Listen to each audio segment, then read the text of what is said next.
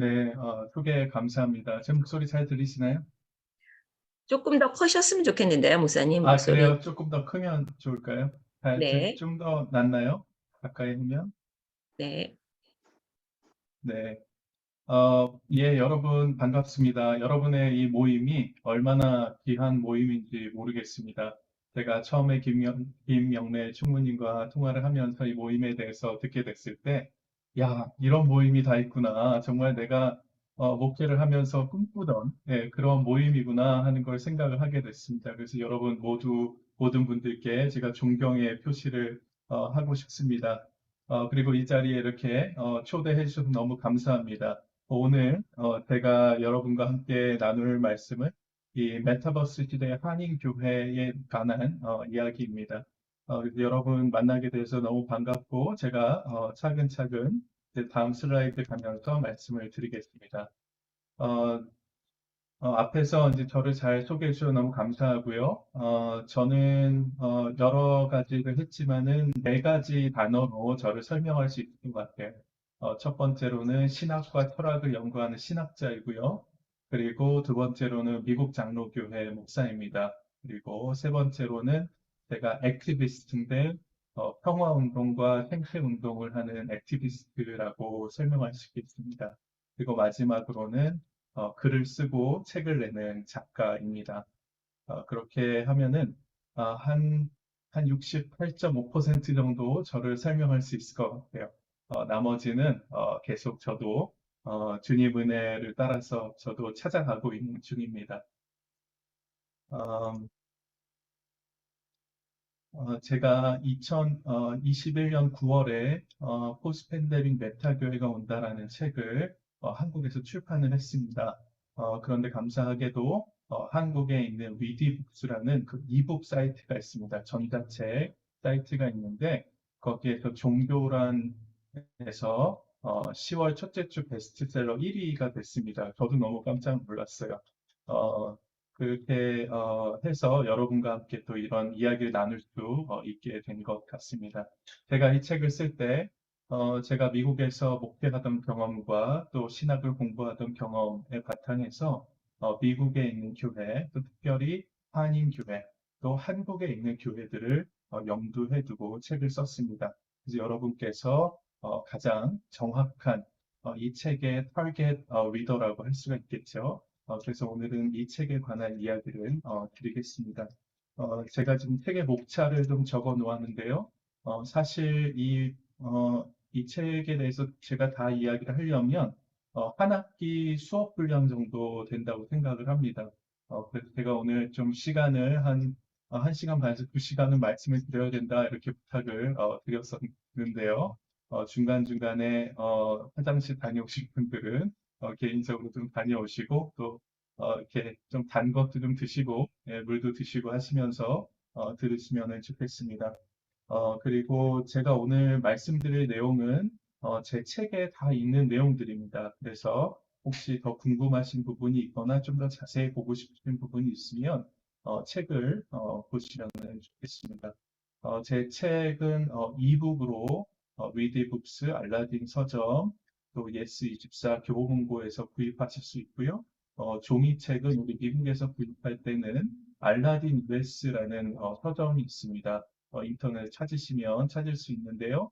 그럼 미국 배송도 가능하니까 참고해 주시기 바랍니다. 그리고 밑에 있는 레브런 동우컴은 제 개인 블로그입니다. 제가 여러 가지 제 생각들과 짤막짤막한 글들을 거기에 올려놓고 있으니까 관심 있으신 분들은 나중에 찾아가셔서 한번 보셔도 좋을 것 같습니다. 자, 여러분, 우리가 2년 반, 거의 3년 동안 지금 팬데믹 시간을 지나고 있는데, 2020년에서 22년을 돌아보면 여러분 가장 기억에 남는 것들이 어떤 것들이 있을까요? 물론 개인적인 일들도 있겠지만, 사회적이고 세계적인 일들을 한번 머리에 한 두세 가지 정도 한번 떠올려 보시죠. 제가 한 5초 정도 시간을 드리겠습니다.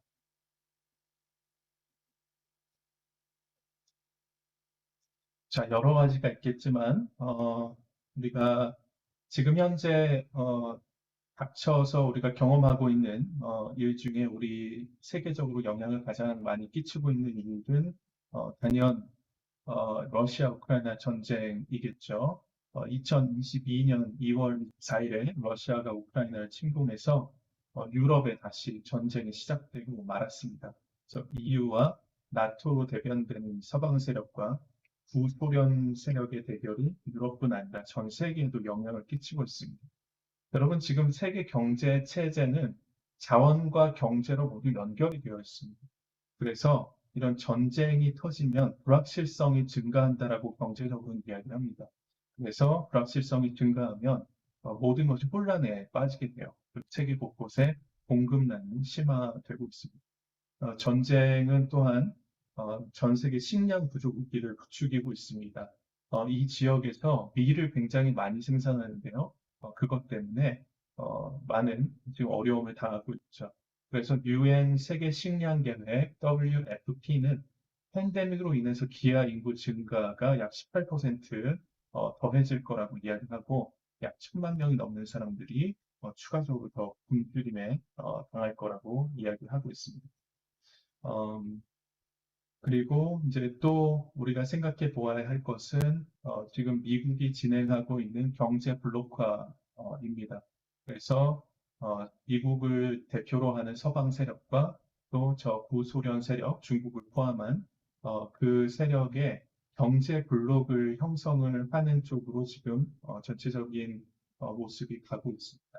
그래서 지금까지 우리가 경험해 왔던 세계화 시대가 이제 막을 내리고 이런 경제적으로 봤을 때 커다란 두 블록이 나뉘어져서 서로 경쟁하는 식으로 갈 가능성이 많아졌습니다. 우리에게 있어서는 절대로 좋은 일이 아닙니다. 여러 가지 손실을 가져오게 될 것이겠죠. 이 신냉전 시대가 이렇게 시작이 되고 말았습니다. 그리고 또 한 가지 우리가 생각해 볼 것은 지금 핵전쟁 위험이 굉장히 높아졌다는 사실입니다. 그래서 러시아가 지금 핵 사용을 적극적으로 고려하고 있는 것 같습니다. 근데 제가 지금 생각하기에는 러시아가 핵전쟁을 그 목지적으로나마 시작을 한다면 결국 북한과 중국과 대만, 한국이 또 일본까지 그 전쟁에 같이 휩쓸려들 위험이 많습니다. 그래서 제가 더욱더 걱정이 많이 됩니다. 기도를 많이 하고 있습니다. 두 번째로 뽑을 수 있는 것은 코비드-19이 아닐까 싶습니다. 우리 삶에 가장 큰 임팩트를 준 변화겠죠. 지금 보시는 그래프는 CNN에서 2022년 1월 초까지의 그 코비드-19의 자료를 종합해서 만든 자료입니다. 얼마나 빠르게 어느 곳에 퍼졌는지를 알 수 있는 그래프죠. 기억을 한번 돌이켜서 생각을 해보도록 하겠습니다. 지금 보시는 그래프는 얼마나 많은 사람이 1일, 그러니까 하루 동안 죽었는지 코비드-19으로 인해서 나타내는 그래프입니다. 2019년 말에 최초 코비드 바이러스가 중국에 시작이 되었죠. 그 그래프에 보시면 첫 번째 서지가 2020년 초에 있습니다. 미국은 3월에 미국 전역을 락다운을 실시를 했죠. 그 수많은 사람들이 바이러스에 걸려서 고생하고 우리 주변에 계신 많은 분들이 그 코비드-19으로 인해서 죽어갔습니다. 미국 의료 시스템이 과부하로 인해서 정지되다시피 했었고, 또 그래프를 보시면은 2020년 10월 인도에서 발견된 델타 바이러스가 전 세계적으로 퍼져서 2021년 초 1월, 2월에 미국이 델타 바이러스로 인한 감염자 수가 치솟게 되고 그로 인한 사망자 수가 치솟게 됩니다. 그래서 지금 그래프에서 보시는 대로 세 번째 서지가 그때 일어나게 되죠. 그 뒤에 2021년 11월에 보츠와나에서 최초로 발견된 오미크론 변이 바이러스가 초기 발견 약 한 달 만에 유럽 전역으로 퍼지고 곧 미국과 아시아를 비롯한 전 세계로 급격하게 전파가 되게 됩니다.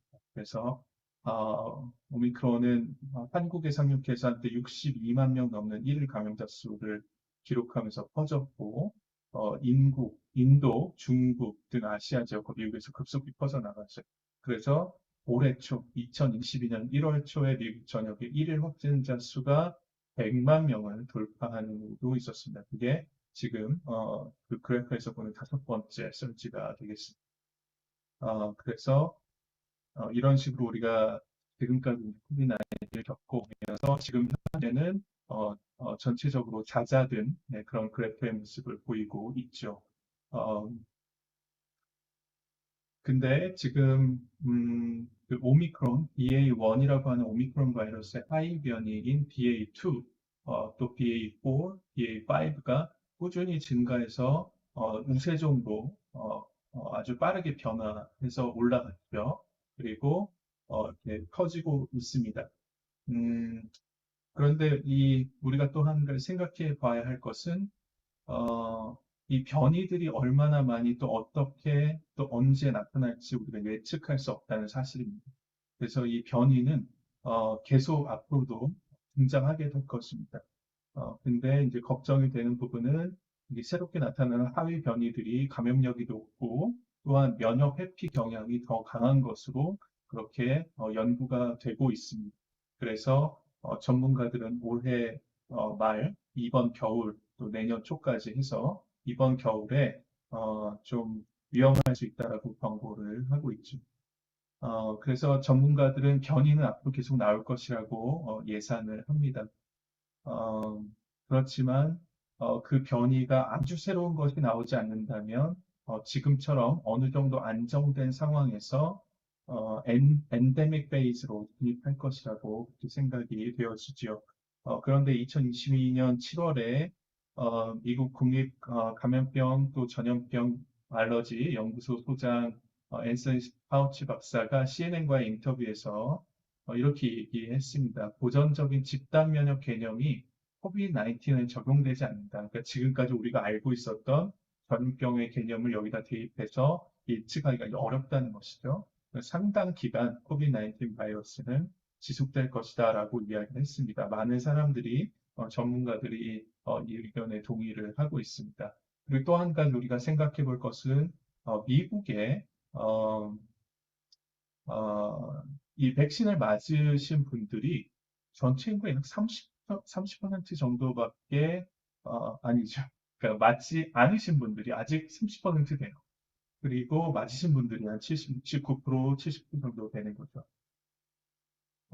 그렇기 때문에 이분들에게는 그 모든 바이러스 변이가 굉장히 데들리할 수가 있습니다.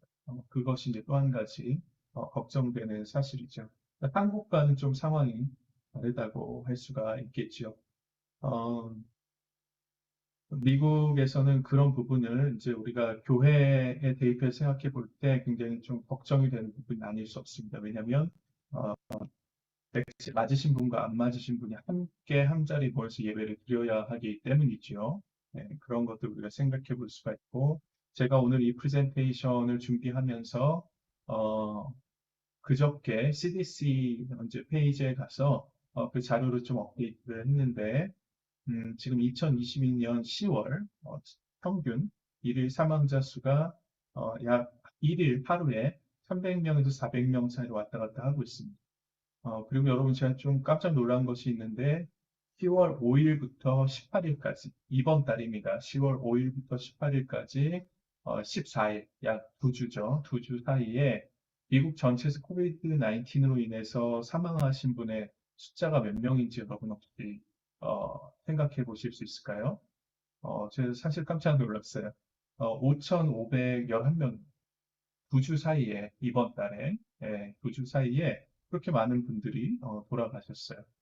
저에게는 이 숫자가 그렇게 작은 숫자로 느껴지지 않습니다. 그러니까 여전히 많은 분들이 코비드-19으로 돌아가시고 있다는 것이죠. 그러니까 미국 전체에서 누적 사망자 수는 약 100만 명이 이제 넘어서 된 것이죠. 자, 그래서 뭐 제가 여러 가지 다른 말씀도 드릴 수 있지만 이 말씀을 드리고 싶습니다. 아직 어느 수준에서 어떻게 그리고 언제 팬데믹이 끝날지는 우리가 알 수 없어요. 그렇지만 포스트 팬데믹 시대는 이미 시작되었다고 보는 것이 맞습니다. 팬데믹 자체가 끝나는 것이 중요한 것이 아니라 팬데믹으로 인해 시작된 변화가 우리 삶에 이미 영향을 끼치고 있기 때문에 새로운 세상은 이미 시작되었다고 보는 것이 더 정확하죠. 그 새로운 세상에 대비하는 것이 바로 우리가 해야 할 일이겠습니다. 그것에 대해서 오늘 함께 생각을 해보도록 하겠습니다. 자, 하나님 말씀이 육신이 되어서 이 땅에 오신 것이 바로 구원의 사건입니다. 그리고 바로 그것이 우리 신앙의 고백이죠. 하나님의 말씀은 우리가 살고 있는 현실의 세계로 뚫고 들어옵니다. 우리가 사는 현실 세계, 우리가 발 딛고 있는 우리 삶의 자리를 컨텍스트라고 부릅니다. 그곳에 있는 우리가 영원하신 하나님의 말씀을 믿고 신앙할 때 우리에게 오신 그리스도의 사건이 우리 삶의 현실이 되는 것이죠. 그러면 우리가 구원의 역사에 참여하게 되는 것이. 그런 의미에서 신학은 또 신앙은 또 교회는 진공 상태에서 생겨난 것이 아니라 컨텍스트에서 생겨납니다. 즉, 여러분이 살고 일하고 아이들을 낳아 키우는 바로 그곳이 하나님의 말씀이 여러분 현실과 만난 현장, 그리고 그곳이 바로 하나님의 나라가 이루어져 가는 거룩한 곳이라는 것을 우리가 알 필요가 있습니다. 교회 역시 마찬가지입니다. 교회는 컨텍스트에 존재합니다. 하나님의 말씀을 이 시대에 사는 우리가 받아서 이해하고 해석하고 살아내는 것이 우리의 신앙입니다. 우리가 우리의 삶이, 우리의 신앙이 또 우리의 교회가 바로 그 역사의 흐름 안에 존재하는 것입니다. 여러분, 그래서 컨텍스트가 중요한 것입니다. 이 팬데믹 사건이 교회에 큰 영향을 미쳤습니다. 왜 그래요? 우리가 살고 있는 이 삶에 큰 영향을 미쳤기 때문에 그래요. 교회가 교회의 컨텍스트인 이 사회와 동떨어져 존재할 수 없고 그곳이 바로 우리 신앙의 현장이기 때문에 교회는 몸담고 존재하는 그 사회의 중대한 시대적 이슈들에 대해서 되도록이면 비전 있는 답을 해나가야 합니다. 질문은 이것. 그동안 우리가 그렇게 했는가? 해왔는가? 이것을 우리가 생각해 보아야 합니다.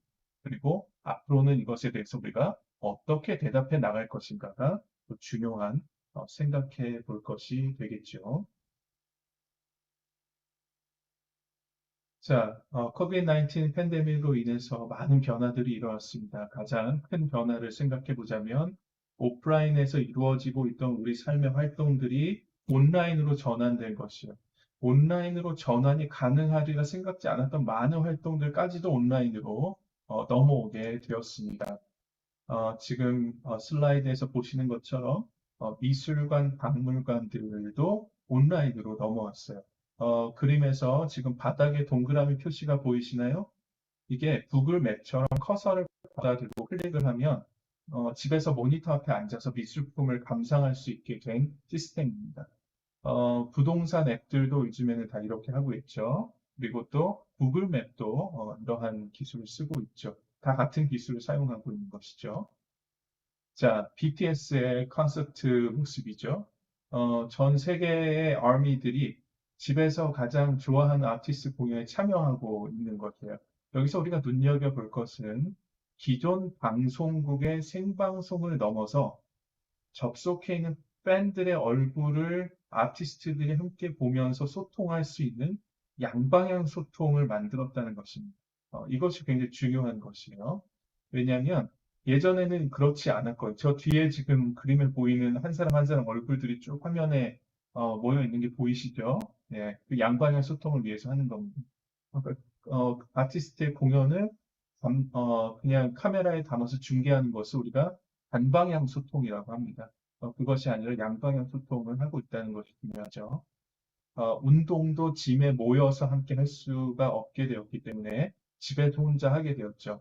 그냥 녹화된 비디오나 앱을 이용해서도 할 수 있지만 트레이너와 트레이니가 저렇게 줌을 통해서 컴퓨터를 통해서 연결돼서 어떤 방식으로 운동을 하는지를 또 교육받고 또 피드백을 받고 그 운동을 할 수도 있는 그러한 것을 우리가 볼 수가 있습니다. 또 교육 역시 온라인상에서 이루어지게 되었죠. 한국 같은 경우에는 이미 그 EBS 교육방송과 유튜브 강의 등이 활성화가 되어 있어서 온라인으로 교육을 하는데 큰 어려움이 없었지만 여러분 다 아시다시피 미국에는 시스템이 전혀 되어 있지 않았어요. 그래서 교육시설, 장비 퀄리티가 갑작스럽게 온라인으로 옮겨가야 하는 어려움이 있었고 그것 때문에 학생들이랑 또 선생님들도 마찬가지고 부모님들까지 고생을 많이 했습니다. 그래서 안타깝게도 전체적으로 미국에서는 학생들의 학업 능력이 1년 이상 쇠퇴한 것으로 그렇게 조사되고 있죠. 또 팬데믹 기간 중에 교회도 셧다운을 했기 때문에 어쩔 수 없이 온라인으로 많은 교회들이 예배를 변경해서 드렸습니다. 대부분의 교회에서 양방향 소통의 방식이 아닌 반방향 소통, 즉 현장의 예배 실황을 유튜브나 혹은 페이스북 그 라이브를 사용해서 중계하는 식으로 예배를 드렸죠. 근데 생각해 보시면요, 이러한 방식은 기존에 우리 TV에서 보는 텔레벤저리스트들의 그런 설교를 TV로 중계하는 방식이나 유튜브에 예배 실황을 중계했던 방식과 크게 다르지 않습니다. 그런데 우리가 교회에 출석한다는 것은 단지 그냥 그렇게 일방적으로 우리에게 쏟아지는 그 예배의 실황을 우리가 함께 참여하는 것이 아니고 예배를 드린다는 것은 보는 것, 듣는 것, 말하는 것, 냄새 맡는 것, 노래하는 것, 앉았다가 일어나는 것, 옆 사람의 존재를 느끼는 것, 성찬을 맛보는 것 등등의 아주 복합적이고 공감각적인 경험이고 또한 인간의 그 relationship이 바탕이 돼야 되는 그러한 경험. 그래서 주일에 교회에 모인다는 것은 예수 그리스도를 주로 고백하는 제자들 성도들의 인간적인 관계가 없이는 일어나기가 힘들죠. 그 단방향 온라인 예배는 교회들에게 이런 어려운 문제를 풀어야 하는 그런 숙제를 안겨주었습니다. 이 부분에 대해서 메타버스 부분에서 제가 조금 더 설명을 드리도록 하겠습니다. 자, 그리고 팬데믹 기간 중에 비즈니스 여행을 하거나 미팅을 할 수가 없었기 때문에 많은 비즈니스 미팅들이 온라인으로 전환되게 되었죠. 재택근무가 활성화됐습니다. 많은 변화들이 일어났어요. 2022년 10월 기사에 보면 데이비드 담전 뉴욕 연방준비은행 애널리스트 등 4명의 전문가가 올린 그 글에서 팬데믹이 영향이 약해지고 있음에도 불구하고 정규직 근로자의 15% 이상이 완전한 원격 근무를 하고 있고 그 밖에 30%는 하이브리드 형태로 일하고 있다 이렇게 밝혔어요. 하이브리드 형태는요 일주일에 하루나 이틀을 회사로 출근하고 나머지는 원격으로 집에서 일하는 것을 의미해요. 출퇴근을 하지 않아서 그 남는 시간을 사람들이 어떻게 쓰는가 봤더니 잠을 더 자고 또 가족들과 시간을 좀 더 보내고 조금 더 놀고 이런 시간을 사용하고 있는 것으로 조사가 되었습니다. 삶의 질이 향상이 되고 있는 거죠. 어, 또 2021년 1분기 중에 조사된 내용인데요. 그 2022년 커넥티비티 및 모바일 트렌드 보고서에 따르면 재택근무와 원격 수업을 경험했던 사람들은 10명 중 7명은 그것을 계속하는 것을 선호한다라고 밝혔습니다. 또 제가 다른 여러 가지 연구 수치들이 있는데 약 70% 정도의 사람들은 계속하기를 원하는 것. 이것이 교회의 존재 방식에 직접적인 영향을 주는 변화가 될 수 있다는 것을 우리가 생각해 볼 필요가 있습니다. 이것에 대해서는 나중에 조금 더 이야기를 해드리도록 하겠습니다. 여러분 지금은 아직 인트로덕션이에요. 자, 언택트라는 말이 새로 생겨났어요. 부정의 접두사 on과 접촉을 나타내는 컨택트. 그래서 비접촉, 비대면의 시대가 우리에게 왔습니다. 이 비대면의 시대에는 디지털 트랜지션 혹은 디지털 트랜스포메이션을 해야 돼. 모든 활동들을 디지털로 전환하는 것을 말합니다. 네. 그런데 제가 아까도 잠깐 말씀을 드렸지만, 교회가 온라인으로 전환한다, 디지털 트랜지션을 한다는 것이 오프라인 목표를 그냥 단방향으로 중계를 한다는 것 이상의 의미가 있다는 것을 아는 것이 중요합니다. 자, 또 다른 신조어가 하나 있는데, 온택트라는 말이에요. 온라인 플러스 컨택트라는 말이죠. 그래서 디지털의 방식으로 연결된 상태를 의미하는 새로운 개념. 비대면 시대에도 여전히 사람들은 서로 연결되고자 하는 그런 열망을 가지고 있고 그것을 잘 표현한 말이 온택트라고 볼 수 있습니다.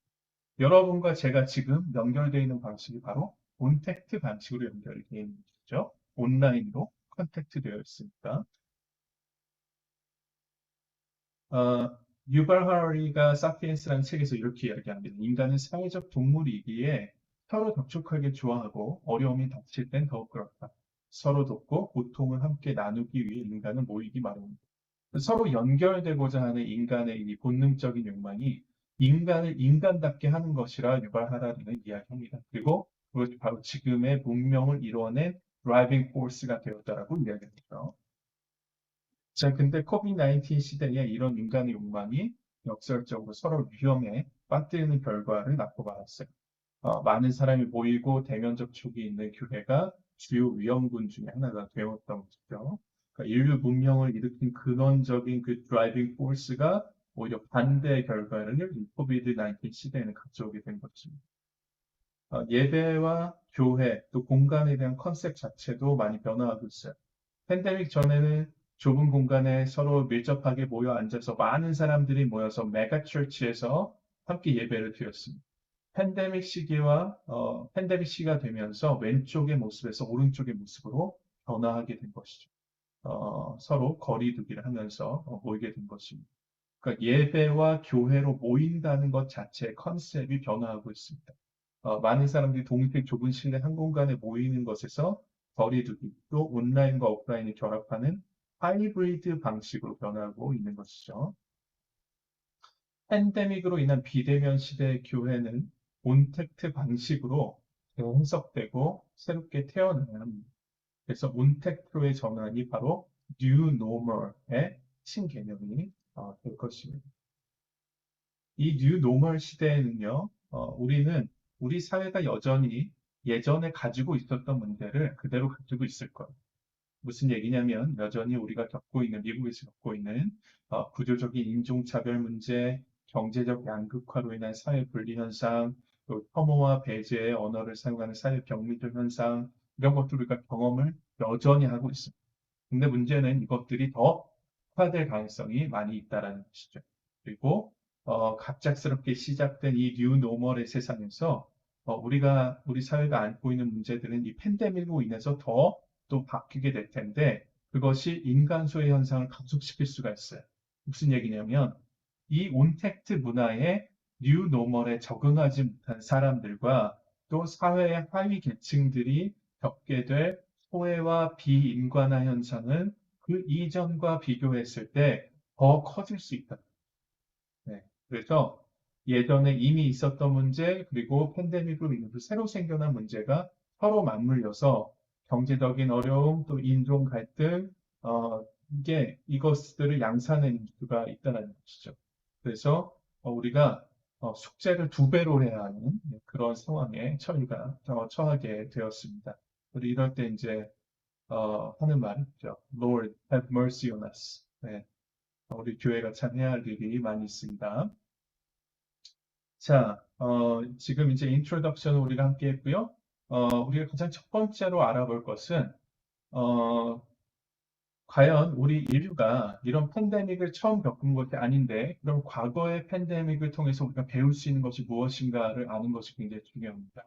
그래서 팬데믹이 가져온 예전 역사에서의 사회적 변화와 방향성을 우리가 분석을 하면 우리가 나아가야 될 미래의 방향성을 알 수가 있습니다. 그래서 그 작업을 지금 한번 같이 해보겠습니다.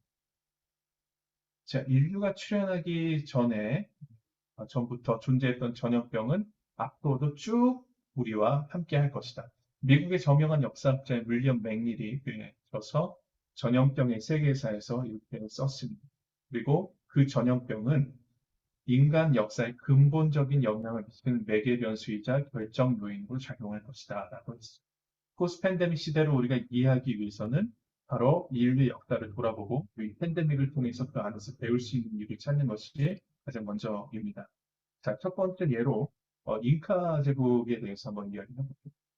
제러드 다이먼드라는 유명한 작가가 쓴 책, 총균색, Guns, Germs and Steel에서 이 저자는 왜 유럽 대륙에서는 문명이 고도로 발달하고 신대륙을 비롯한 그 이외의 지역에서는 일정 이상으로 문명이 발달하지 못했는가에 대해서 분석을 합니다.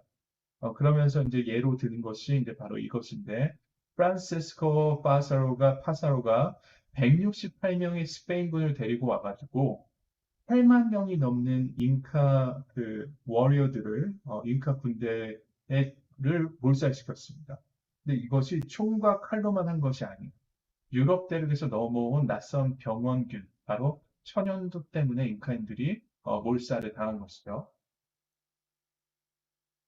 자, 또 두 번째 예로는 그 콜럼버스와 신대륙의 예를 들고 있습니다. 콜럼버스가 신대륙에 도착한 이후 100년에서 200년 사이에 유럽에서 온 전염병, 바로 이것도 천연두인데요. 네이티브 아메리칸의 숫자가 90% 감소하게 됩니다. 95% 감소하게 됩니다. 균의 영향으로 인한 대규모 전염병과 그 균을 다룰 수 있는 기술이 있는가의 문제가 바로 역사적으로 문명의 존폐를 가르는 매우 중요한 이정표가 되어 왔다라고 다이아몬드는 그렇게 생각을 합니다. 저도 그것에 대해서 동의를 하는 편이고요. 물론 네이티브 아메리칸들은 전염병만으로 죽은 것은 아니죠. 많은 사람들이 총칼에 의해서 죽어갔습니다. 그런데 전체적으로 보면 그것도 굉장히 이 전염병도 굉장히 중요한 원인이 되었다는 것이죠. 자, 또 다른 예를 한번 보겠습니다. 1331년경에 아시아 지역에서 발생했던 지역 풍토병인 흑사병이 몽골군의 유럽 정벌과 동시에 또 당시 성행했던 그 백길 무역로를 통해서 약 1347년경에 유럽 전역에 퍼지기 시작했어요. 흑사병의 창궐은 이게 막을 수도 없고 당시 과학 수준으로는 원인도 파악할 수가 없었습니다. 그래서 4년 동안 이 팬데믹이 지속이 되는데 당시 유럽 인구의 3분의 1이 죽었다라고 역사학자들이 이야기해요. 근데 조금 더 프로그레시브한 학자들은 약 반 정도의 인구가 죽었다라고 이야기합니다. 흑사병은 결과적으로 이 중세 유럽의 역사의 흐름을 바꿔놓는 역할을 하게 돼요. 흑사병의 창궐을 기준으로 해서 교회가 중심이 된 중세 유럽의 시대가 끝이 나고 근대 유럽이 태동하게 되는 계기가 됩니다. 아이러니하게도 이 흑사병이 르네상스 시대를 여는 계기가 되는 것이죠. 르네상스의 그림이죠. 자, 중세 유럽은 기독교 사회였죠.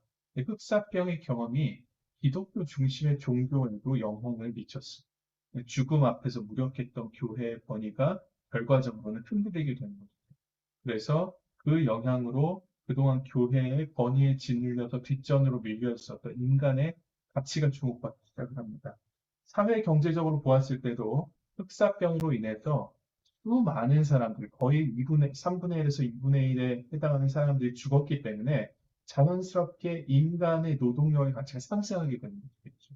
인간의 가치를 그래서 재평가하는, 인간의 가치를 좀 더 높게 평가하는 그런 인문주의가 쌓이게 되고 전 유럽에 걸쳐서 꽃피운 르네상스 운동이 시작이 된 것입니다.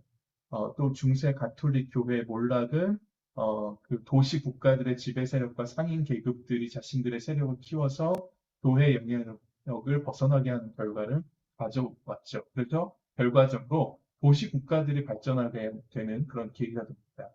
그래서 경제학자들은 바로 이 시점에 유럽에서 최초의 자본주의가 시작되었다라고 분석을 했죠. 우리가 종교적으로 보면요. 이러한 시대 상황 속에서 바로 프로테스탄티즘, 우리가 믿는 개신교회가 나타나게 됐다는 것입니다. 즉, 개신교회 탄생의 결정적인 단서를 제공한 것이 바로 흑사병이라는 것이죠. 그러니까 전혀 예상치 못한 크나큰 변화의 시작이 바로 이 팬데믹이었다는 것을 우리가 주목해야 될 필요가 있습니다. 역사학자들은 이 흑사병이 유럽 사람들을 더 진취적으로 변화시켰다라고 믿어요. 이것을 기억해 두시기 바랍니다. 왜 그러냐면 이 집과 고향에 계속 살고 있으면 병에 걸려서 죽을 가능성이 높죠. 그래서 어차피 죽을 거 새로운 땅과 새로운 가능성을 향해서 배에 올라서 항해를 하게 되는 거예요. 그러니까 미지의 세계를 향해서 항해를 하게 되는 것이죠. 옛날에는 사람들이 그거 위험하기 때문에 안 했어요. 근데 여기 있으면 나 죽을 수도 있기 때문에 그 새로운 도전을 더욱더 하게 되는 것이죠. 그러니까 결과적으로 흑사병이 사람들을 진취적으로 변화시키게 됩니다. 예전에 생각지 못했던 것들을 하게 하는 결과를 네, 새로운 시도를 하게 되는 것이죠. 결과적으로 그런 시도들이 바로 새로운 시대를 여는 단초가 되는 것이죠. 코비드-19 팬데믹 역시 마찬가지죠. 팬데믹으로 인해서 시작된 새로운 변화는 사람들이 이전에 하지 않던 방식으로 생각하고 행동하도록 진취적으로 사람들을 변화시킬 가능성이 아주 많습니다.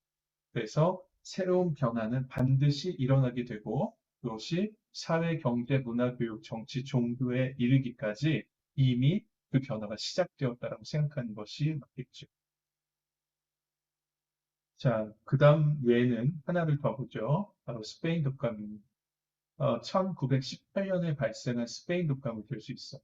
어, 당시에 1년 동안 발생을 했는데 전 세계 인구가 16억 명이던 시절에 약 3%에 해당하는 사람들이 스페인 독감으로 죽었습니다. 전 세계적으로요. 네. 세계 대전으로 죽은 사람들의 숫자보다 더 많은 사람들이 스페인 독감으로 죽었어요. 네. 근데 코비드-19로 인한 사망자 수가 이미 스페인 독감 사망자 수 훨씬 넘어섰죠. 예일대학교의 니콜라스 크리스타키스 교수가 최근에 발간한 그의 책 아폴론의 화살에서 이렇게 얘기합니다. 스페인 독감이 퍼지면서 위험을 감수하려는 미국 사람들의 경향이 더 높아졌다라고 분석해요. 앞에서 우리가 했던 것과 같은 분석이죠.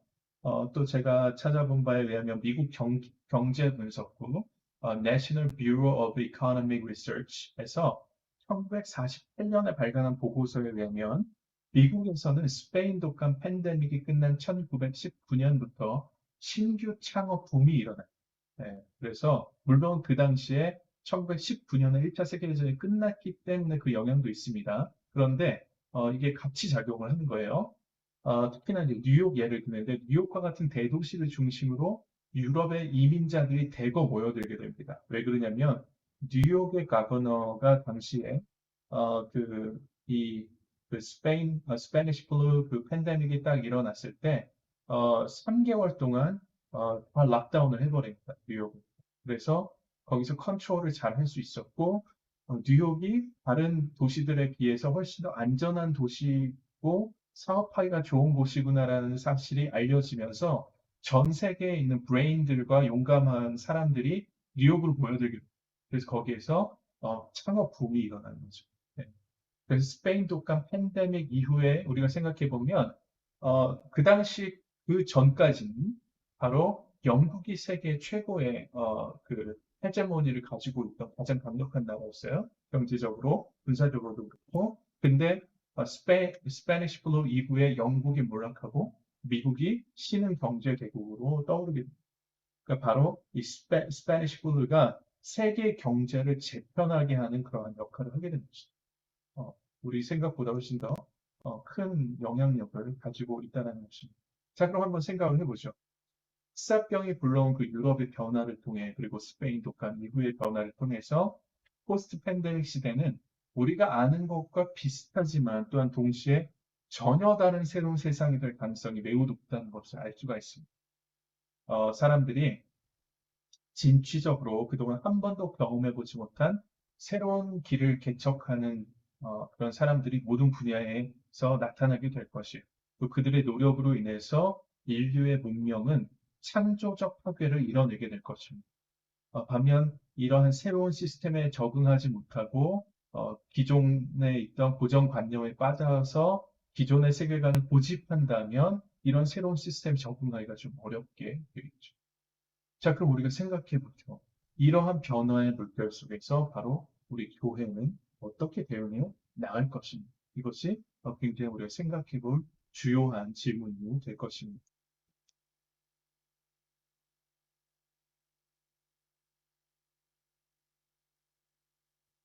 자, 역사적으로 팬데믹 이후 시대에는 전에 생각지 못한 변화가 일어난다는 것을 우리가 배웠죠. 팬데믹 이후의 상황을 예측하는데 주요하게 고려해야 될 변수를 크게 두 가지로 나눌 수 있어요. 한 가지는 팬데믹 이전에 이미 사회가 변해가고 있던 트렌드, 방향성이고, 다른 한 가지는 팬데믹으로 인해서 촉발된 변화의 새로운 방향성 혹은 영향이에요. 그래서 팬데믹 이전의 변화의 방향성과 팬데믹이 불러온 영향, 이 두 가지 요소를 함께 고려해야 종합적인 포스트 팬데믹 시대 변화 방향을 예측을 해볼 수가 있습니다.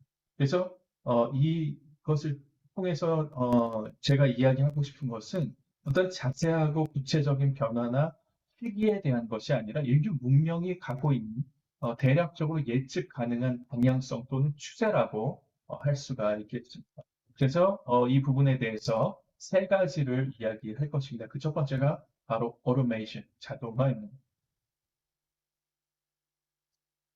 어, 자, 기업은 전염병이 확산돼서 기업이 입을 피해가 예상될 때 가능한 한 모든 방법을 동원해서 예상된 피해를 줄이기 위해 노력을 하겠죠. 국제통화기금 IMF가 보고서에서 이렇게 평가를 합니다.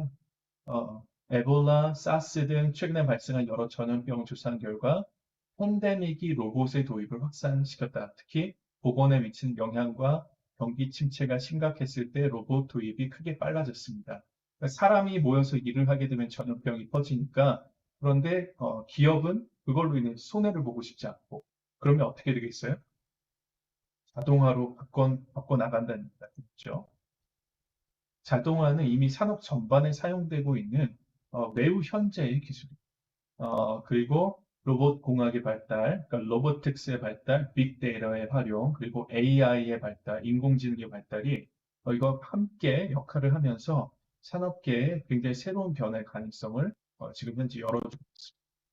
여러분 4차 산업혁명에 대해서 많이 들어보셨을 텐데 Fourth Industrial Revolution 이 혁명의 핵심은 빅데이터 분석, 인공지능, 로봇공학, 사물 인터넷, 유비쿼터스라고 하기도 하고요.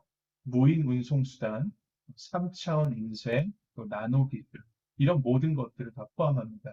이런 4차 산업혁명의 물결이 이 자동화 로봇이 이전에 하지 못했던 일들을 더욱 발전된 방법으로 마치 인간이 하는 것처럼 혹은 인간이 하는 것보다 훨씬 더 잘 할 수 있도록 그렇게 만들고 있습니다. 그래서 이런 이 4차 산업혁명과 인공지능의 발달이 미래 사회에 인간의 노동력을 기계가 대체하게 그렇게 만들 것이라고 많은 사람들이 예상을 하고 있죠. 자, 근데 클레이 셔키라는 작가가 인지잉여라는 그 개념에 대해서 이야기합니다. Cognitive Surplus라는 개념이에요. 이것은 인터넷에서 일어나는 자발적인 참여를 말합니다. 어, 개인들이 가진 그 인지잉여가 세상을 바꾸는 힘이 되고 있다라고 사람들은 생각을 합니다. 인터넷으로 연결된 개인들이 사회적으로 의미 있는 생산물을 만들어내는 그 여가 시간이 생겼다라는 걸 말하는 인지라는 게 남는다는 얘기잖아요. 네. 그래서 여가 시간이 있으면 사람들이 먹고 사는 일 이외에 인생의 근본적인 의미에 대해서 질문하기 시작한다는 거예요. 뭔가 미닝풀한 일을 찾는다는 것이죠. 인간, 자연과 신, 역사와 미래에 대해서 근본적인 질문을 하기 시작합니다. 근데 제가 볼 때 그러한 근본적인 질문들은 바로 우리 종교에서 다루고 있는 종교의 영역과 맞닿아 있다고 볼 수 있습니다. 그래서 저는 이 자동화가 어쩌면 포스트 팬데믹 교회에 새로운 기회를 주지 않을까라고 생각을 하고 있습니다. 그래서 여기서 이제 기본 소득에 대한 이야기가 함께 논의가 되는 것이죠. 그러니까 이렇게 사회 전체적으로 기계화와 자동화를 통해서 얻어지는 사회적인 재화를 그 회사가 갖는 것이 아니라 회사만 갖는 것이 아니라 그 커뮤니티에 있는 모든 사람들이 함께 나누게 된다는 것이죠. 네, 그렇게 되면 좀 적은 시간을 노동에 쏟고 더 많은 시간을 더 의미 있는 일에 사용할 수 있게 되는 그래서 남은 그 에너지를 다른 데 사용할 수 있게 되는 사회가 올 수도 있다는 것입니다. 우리는 뭐 일 열심히 해야 된다 이렇게 그 배우고 자란 세대이기 때문에 좀 익숙하지 않지만 미래의 세상 그렇게 될 가능성이 상당히 높습니다. 자, 그래서 지금은 이제 물질적인 풍요와 여유를 위해서 대부분의 시간을 노동에 사용하죠. 근데 이 현재 상황과 비교하면 자동화는 인간의 삶과 노동, 또 물질적인 필요를 채우는 방법의 근본적인 변화를 가져오게 될 가능성이 높습니다. 그래서 팬데믹은 비대면 시대 필요에 맞춰서 사회 각 분야의 자동화 속도를 높이고 있다. 이거를 생각해 볼 필요가 있습니다. 우리 인간은 고난의 순간에만 신을 찾는 것이 아닙니다. 오히려 먹고 사는 문제를 넘어서서 존재론적이고 철학적인 질문을 던지기 시작할 때 신과 더욱더 의미 있는 만남을 갖게 될 수 있습니다. 자, 두 번째 변화는 디지털라이제이션이요. 혹은 디지털 트랜스포메이션도 같은 의미입니다. 디지털화된 정보를 활용하는 것이 우리가 살아가는 삶에 큰 변화를 일으키게 됩니다. 새로운 세상을 불러오게 돼요. 어, 그 애널리스트인 레이 왕이라는 사람이 이렇게 얘기해요. 한 회사, 기업의 수명이 1960년대에는 60년이었는데 지금은 15년, 그리고 2020년에는 12년에 불과할 것이고 디지털 혁명으로 인해서 포춘 500대 기업 중에 약 반 정도가 곧 사라질 것이다라고 이야기합니다. 다시 말하면 뭐냐면 이 디지털라이제이션, 디지털 혁명으로 인해서 이것에 적응하는 기업과 그렇지 않은 기업이 나눠지게 될 것이고 적응하지 못한 기업은 빠르게 쇠퇴하게 될 것이라는 얘기죠. 네. 지금 여러분 한번 생각해 보시면 시가총액 기준으로 가장 이 미국에서 탑에 있는 회사들은 대부분 어떤 회사들이에요? 데이터 회사들이죠. 네. 그리고 디지털 회사 옛날에 우리가 알던 그런 생산을 해내는 기업들은 밑으로 내려와 있어요. 네. 이러한 영향이 경제와 산업 구조 변화에만 국한되지 않습니다. 우리의 라이프스타일, 우리 삶의 일상의 모습들도 이 변화의 물결에 따라서 같이 변화할 것입니다. 빅데이터의 활용, 인공지능의 발달이 아주 긴밀하게 연관돼서 서로를 더욱더 시너지 효과를 낼 수 있게 하고 있죠. 산업 경제 분야에서 디지털 트랜스포메이션은 이미 현실화돼 있어요. 이것을 가장 빠르게 잘 대처한 회사가 바로 아마존이라고 할 수가 있겠죠. 그러니까 아마존이 그래서 지금 현재 탑5 안에 드는 그런 회사가 될 수 있었던 것이기도 합니다. 자, 그럼 우리가 던져야 할 질문들은 어떤 것들이 있냐? 이 디지털 시대에. 디지털 시대의 교회 모습은 어떠해야 할 것인가? 이 디지털 시대에 여전히 우리 교회가 세상과 유의미한 연관성을 맺고 시대를 살아가는 사람들에게 영향력 있는 메시지를 던지려면 어떻게 가능할 것인가? 그리고 디지털라이제이션은 우리 교회를 앞으로 어떻게 변화시켜 나가게 될 것인가? 이러한 것들 우리가 계속 머릿속에 담아두고 생각을 할 필요가 있습니다.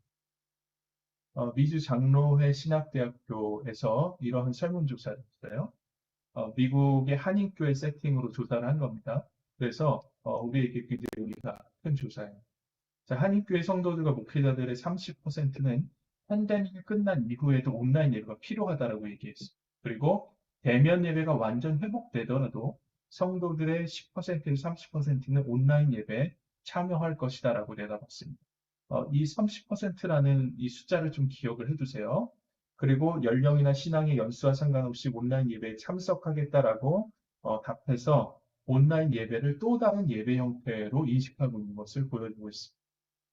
팬데믹 이후에 목회자가 갖춰야 할 역량에 대한 질문도 있었는데요. 이에 대해서 전체 응답자의 한 65%가 풍부한 영성을 1위로 뽑았고 2위로 뽑은 게 온라인 컨텐츠 개발을 위한 창의력, 그리고 세 번째가 온라인 테크놀로지 수치가 뒤로 되었어요. 그래서 팬데믹 이후 목회자와 교회가 갖춰야 할 조건을 영성과 기술력으로 압축을 시켜서 그렇게 보았습니다. 자, 여러분 우리 그 현장 예배, 대면 예배를 중시하는 이 보수적인 성향의 한인교회의 패턴으로 봤을 때 저는 이 수치가 꽤 높은 수치라고 생각을 합니다.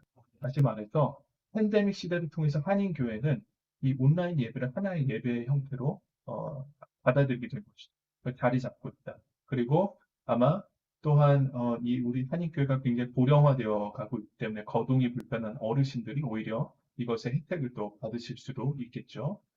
또한 포스트 팬데믹 시대 목회자가 갖춰야 할 중요한 역량, 저는 이것도 굉장히 놀랍다고 봤습니다. 왜냐하면 예전에는 어땠냐면 첫 번째가 영성이죠. 그 다음에 두 번째가 설교를 잘하느냐, 세 번째는 뭐예요? 행정 능력이 있느냐, 그 다음에 네 번째는 인간관계를 잘하느냐, 이런 거였어요. 근데 완전히 바뀌었다는 것입니다. 팬데믹.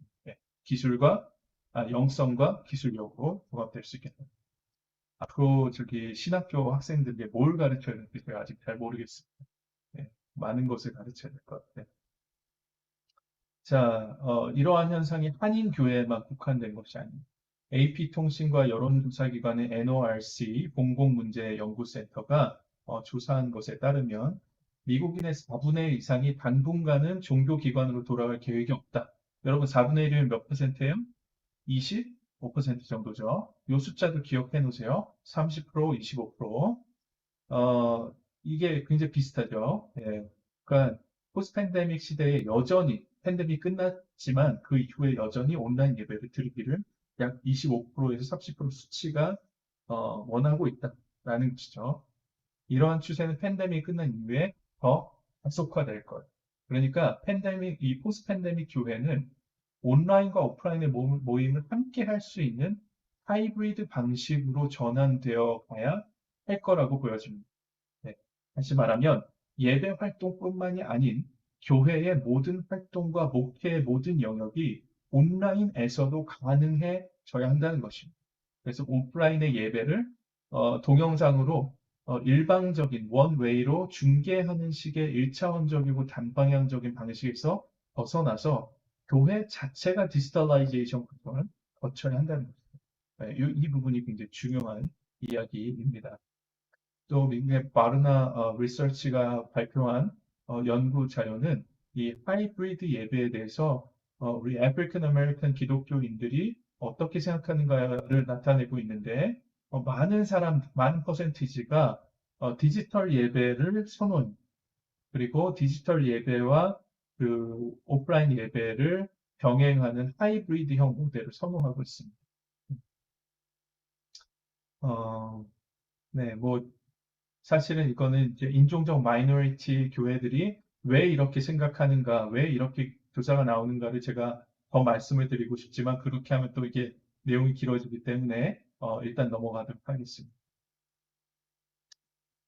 그리고 이 디지털라이제이션은 포스트 팬데믹 시대에 변화하는 세상이 뒤떨어지지 않고 교회가 여전히 세상에서 의미를 가질 수 있는 아주 필수적인 요소라고 할 수가 있습니다. 예, 이것에 그 부적응을 하게 되면은 점차적으로 세상의 변화에 따라잡지 못하는 그러한 어, 경험을 하게 되겠죠.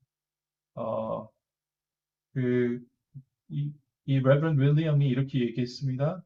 코로나는 거대한 방해꾼이라기보다는 엄청난 촉진제에 훨씬 가깝다. 그래서 위기가 바로 기회가 될 수 있다라고 이야기를 합니다. 자, 메타버스가 세 번째 주요한 변화입니다. 어, 메타버스는 사실 조금 이제 설명을 드리자면 굉장히 많은 얘기를 드릴 수 있겠지만 간단하게 설명하자면 온라인상에 만든 아바타가 현실과 같이 온라인에 구현한 가상 공간에서 다양한 체험을 하는 것이. 그러니까 메타버스는 가상의 세계에 우리가 살고 있는 현실의 세계를 만들어내는 것을 뛰어넘어서 그 세계가 아예 또 다른 가능성의 세계로 발전할 수 있는 무궁무진한 가능성을 내포한 그런 세계라고 보면 됩니다.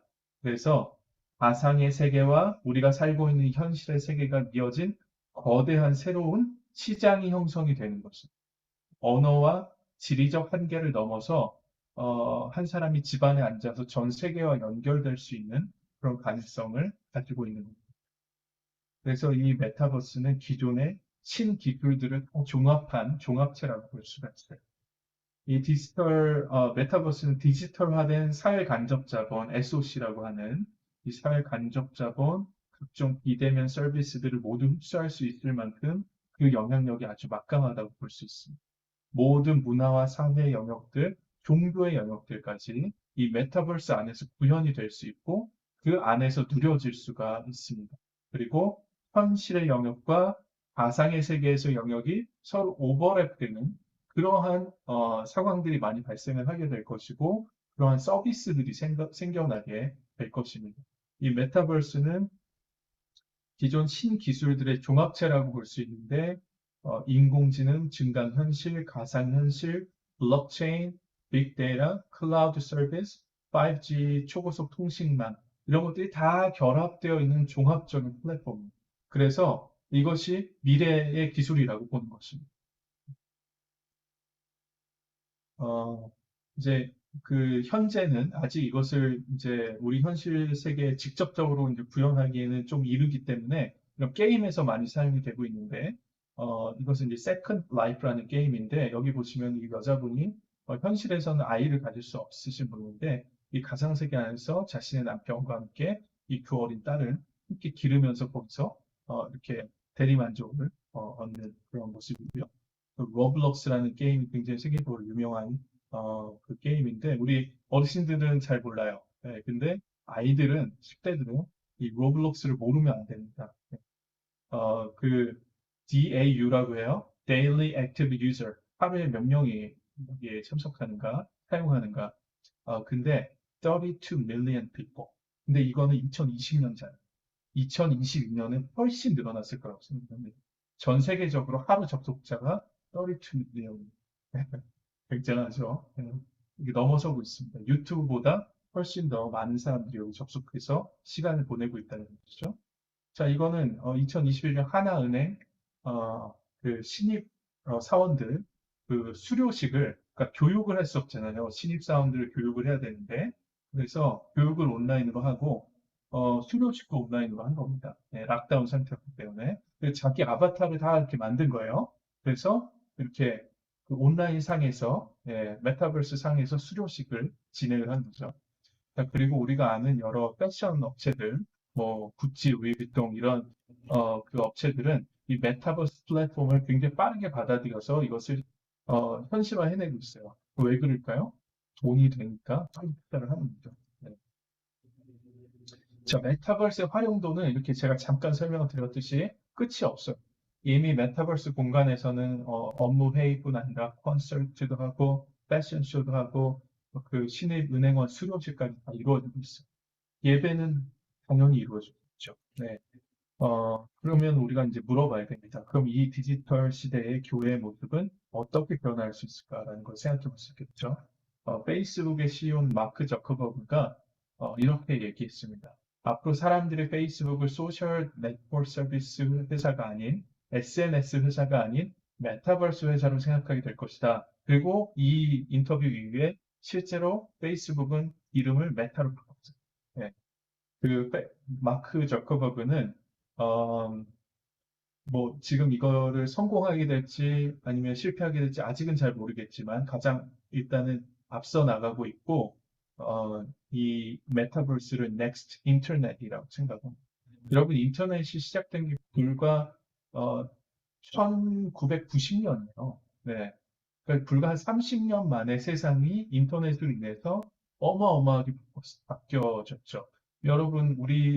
여러분들과 제가 다 그 경험을 했잖아요. 아날로그 시절부터 시작해가지고 인터넷으로 인해서 디지털화된 시기를 다 겪었단 말이죠. 그리고 지금 여러분, 우리 다 집안에 앉아가지고 지금 여러분과 제가 이렇게, 이 화상회의를 하고 있습니다.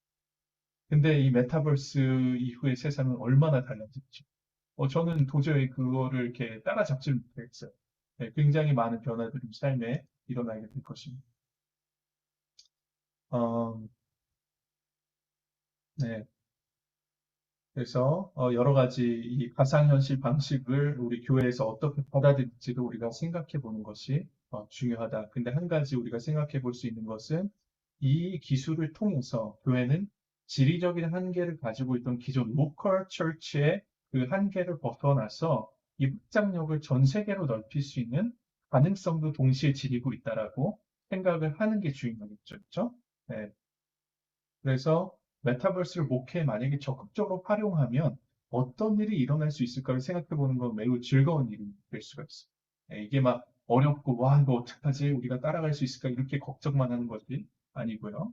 네, 어, 여러분, 예배라는 것이, 제가 아까 잠깐 말씀드렸듯이, 이 종합예술, 그렇죠?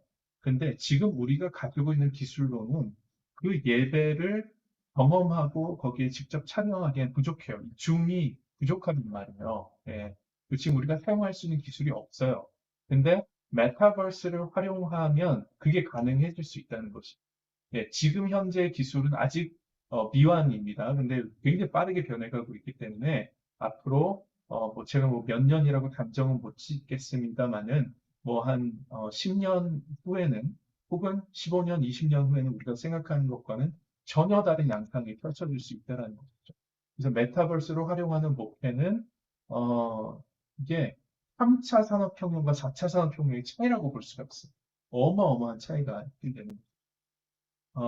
예전 지역교회 세팅에서, 로컬 처치 세팅에서는 접근할 수 없었던 사람에게도 접근을 할 수 있게 돼요. 특히 우리 지금 교회를 보면요. 특히 한인교회는 우리가 잃어버린 세대라고 이야기하는 lost generation이라고 이야기하는 10대에서 40대까지가 있습니다. 근데요, 여러분, 이 10대에서 40대까지의 사람들이 바로 이 새로운 기술을 더 적극적으로 활용하는 층이에요. 그러니까 이 분들에게 새롭게 접근 가능한 세대가 될 수가 있다는 거예요. 그래서 저는 이 지역 교회, 이 오프라인 교회와 메타버스 상의 교회가 서로 상호 보완적인 역할을 하게 될 것이라고 봅니다. 그리고 그렇게 해나갈 것이라고 봅니다. 그러니까 뭐 모든 목회를 다 메타버스 상에서 한다. 저는 그거 불가능하다고 생각하고 또 그렇게 하는 게 바람직하다고 생각하지도 않아요. 그렇지만 이 두 개를 동시에 하는 하이브리드로 하는 것은 굉장히 중요하다고 생각합니다. 네, 그래서 그런 부분에 대해서 말씀을 좀 드리고 싶었던 것이고요. 자, 지금까지는 어, 이 전 세계적인 이 거시적인 측면을 봤을 때는 사회, 기술, 문화적인 변화의 추세를 세 가지를 봤어요. 그 추세가 바로 자동화, 디지털라이제이션, 메타버스로 요약될 수 있다고 말씀드렸고, 포스트-팬데믹 메타교회를 우리가 좀 더 그려보기 위해서는 이러한 거시적인 변화와 더불어서 목표 영역에서 볼 수 있는 세밀한 변화 추세에 대한 이해가 필요해요. 그래서 이 파트에서는 목표의 주요한 변화 요소를 살펴볼 것인데, 다문화 목회, 그다음에 생태적 접근으로의 그 목표 변화 요소를 알아보도록 하겠습니다. 첫 번째는 팬데믹 자체의 영향을 한번 보도록 하죠. 어, 메가 처치의 개념에서 이제는 하이브리드 방식의 메타 처치로 이제 변화해가는 시점을 우리가 경험을 해가고 있는 것입니다. 그래서 교회들이 이전에 해오던 목회 방식을 이제 변화시켜야만 한 거죠. 교회 성장 컨설팅 전문가인 톰 레이너가 이렇게 얘기했어요. 팬데믹 이전 교회 출석자 가운데 최소 20%가 교회로 돌아오지 않게 될 것이다. 그런데 우리가 아까 봤죠? 몇 퍼센트? 약 25%에서 30% 정도가 교회로 돌아오지 않게 될 것이라고 다른 리서치에서는 그렇게 보았죠. 그러니까 20%, 25%, 30%, 그 정도 숫자들은 아예 교회로 돌아오지 않게 되고 혹은 오직 온라인 예배에만 참석을 하게 될 거라는 것이죠. 그러니까 교회가 빠르게 그 온라인 교회로서 이 하이브리드 목회로 변해가지 않으면, 다시 말하면 20%에서 30%의 사람들을 뒤에 낚여두고 그냥 가게 되는 문제가 생기게 되는 거죠. 그분들도 교회의 멤버인데, 그러니까 그거를 우리가 또 잘 생각을 해야겠죠. 또 이 포스트 팬데믹 시대에는 물리적 공간을 점유하는 빈도가 점점 낮아지죠. 많은 모임들이 온라인에서 이루어지게 되거나 하이브리드로 이루어지기 때문에 그래서 예전만큼 그 목표의 많은 활동들이 실제적으로 그 오프라인 공간에서 이루어지지 않아도 되는 거예요. 그러면 더 그러니까 더 적은 공간이 필요하잖아요. 그러면 그것을 줄일 수 있는 방법, 그리고 그것을 줄여서 거기서 남은 자원을 효율적으로 생각해서 목회에 적용하는 방법이 굉장히 필요합니다. 제가 어제는 제가 속한 이 생 게브리엘 프레스비테리, 저희는 이제 장로교기 때문에 프레스비테리라고 불러요. 이제 우리 메토디스트에서는 연회라고 부르는 걸로 제가 알고 있는데 제가 속한 이 생게블 프레스비테리에서 우리 이제 목사님들께 제가 이제 영어로 이 비슷한 그 세미나를 진행을 했습니다. 근데 제가 이제 이 이야기를 하니까 그것에 대해서 굉장히 심각하게 딱 생각을 하시더라고요. 그 피드백을 많이 받았습니다. 그러니까 제가 무슨 얘기를 드렸냐면 교회는 건물이 아니다. 그리고 건물은 교회가 사용할 수 있는 리소스의 하나일 뿐이다. 그렇기 때문에 만약에 이러한 새로운 시대에 공간을 사용해야 될 필요성이 점점 적어진다면 그 공간을 팔고 리징 아웃하는 방법 혹은 다른 교회와 공간을 쉐어하는 방법들을 사용하고 거기에서 발생하는 자원을 새로운 목표를 발전시키는 데 사용해야 할 필요가 있다. 이렇게 이제 말씀을 드렸는데 그것에 대해 굉장히 많은 분들이 공감을 했습니다. 네, 교회가 그만큼 이제 또 어렵다는 반증이기도 하겠고요. 자, 그래서 이제 제가 미리 말씀을 드렸는데 그 교회의 이 재정은 어려워질 가능성이 상당히 많아요. 그 교회가 가지고 있는 자원은 한정적입니다. 그래서 교회가 가지고 있는 이 핵심 역량을 어떤 곳에 어떻게 얼마나 오래 투자할 것인가를 결정하는 것이 매우 중요하고 그것이 바로 교회 거버넌스, 그것이 바로 당회의 역할이죠. 그 선택에 의해서 교회 미래가 앞으로 큰 영향을 받게 될 것입니다. 자, 그리고 이 소그룹 모임도 이제 오프라인과 온라인을 적절하게 배분해서 이렇게 사용해야 될 필요가 있습니다. 예전에는 무조건 만나서 했지만 이제는 그러지 않아도 되기 때문에 적절하게 하이브리드 방식으로 할 필요가 있겠고 그럴 때 반방향 소통이 아닌 양방향 소통으로 하는 것이 중요하다. 이 부분을 말씀을 드리고 넘어갈게요. 자, 그 다음에 또 변화들에서는 이런 것들을 생각해 볼 수가 있어요. 아직 다 그 종류를 예측할 수 없는 그 변이 바이러스들이 계속 출현을 하고 있죠. 그러니까 완전히 마음을 놓을 수가 없습니다. 그 준비를 해야 된다는 부분이 있고, 또 백신을 우리가 생각을 해보면, 어, 새로운 바이러스가 이제 나타났을 때 만약에 기존 백신이 워킹하지 않는 상황이 됐다. 그럴 경우에 우리 인류가 가진 과학적인 지금 발전이 약 6개월이면은 그거에 대한 백신을 만들어낼 수 있다라는 걸 증명을 했습니다. 그런데 사실 그 6개월이 문제인 거예요. 네, 만들어내기까지 그 6개월이. 그동안은 사실 무방비 상태라고 볼 수도 있는 거죠. 그러니까 그것도 항상 조심해야 될 필요가 있다. 라는 것이고, 또 아까 말씀드렸듯이 특히나 이제 이거는 미국 교회에 해당이 많이 되는 말인데, 약 70%의 사람들만 백신을 맞았고 30%는 맞지 않은 상황이기 때문에 이들을 한 자리에 불러 모아서 예배를 드릴 때 과연 어떻게 예배를 드리겠는가 이런 것들 문제가 될 수가 있고 굉장히 현실적인 문제입니다. 또한 이 사람들이 팬데믹 시기에 대도시에서 예전에는 살 수밖에 없었는데 출퇴근해야 되니까 근데 많이 외곽 지역으로 이사를 갔습니다.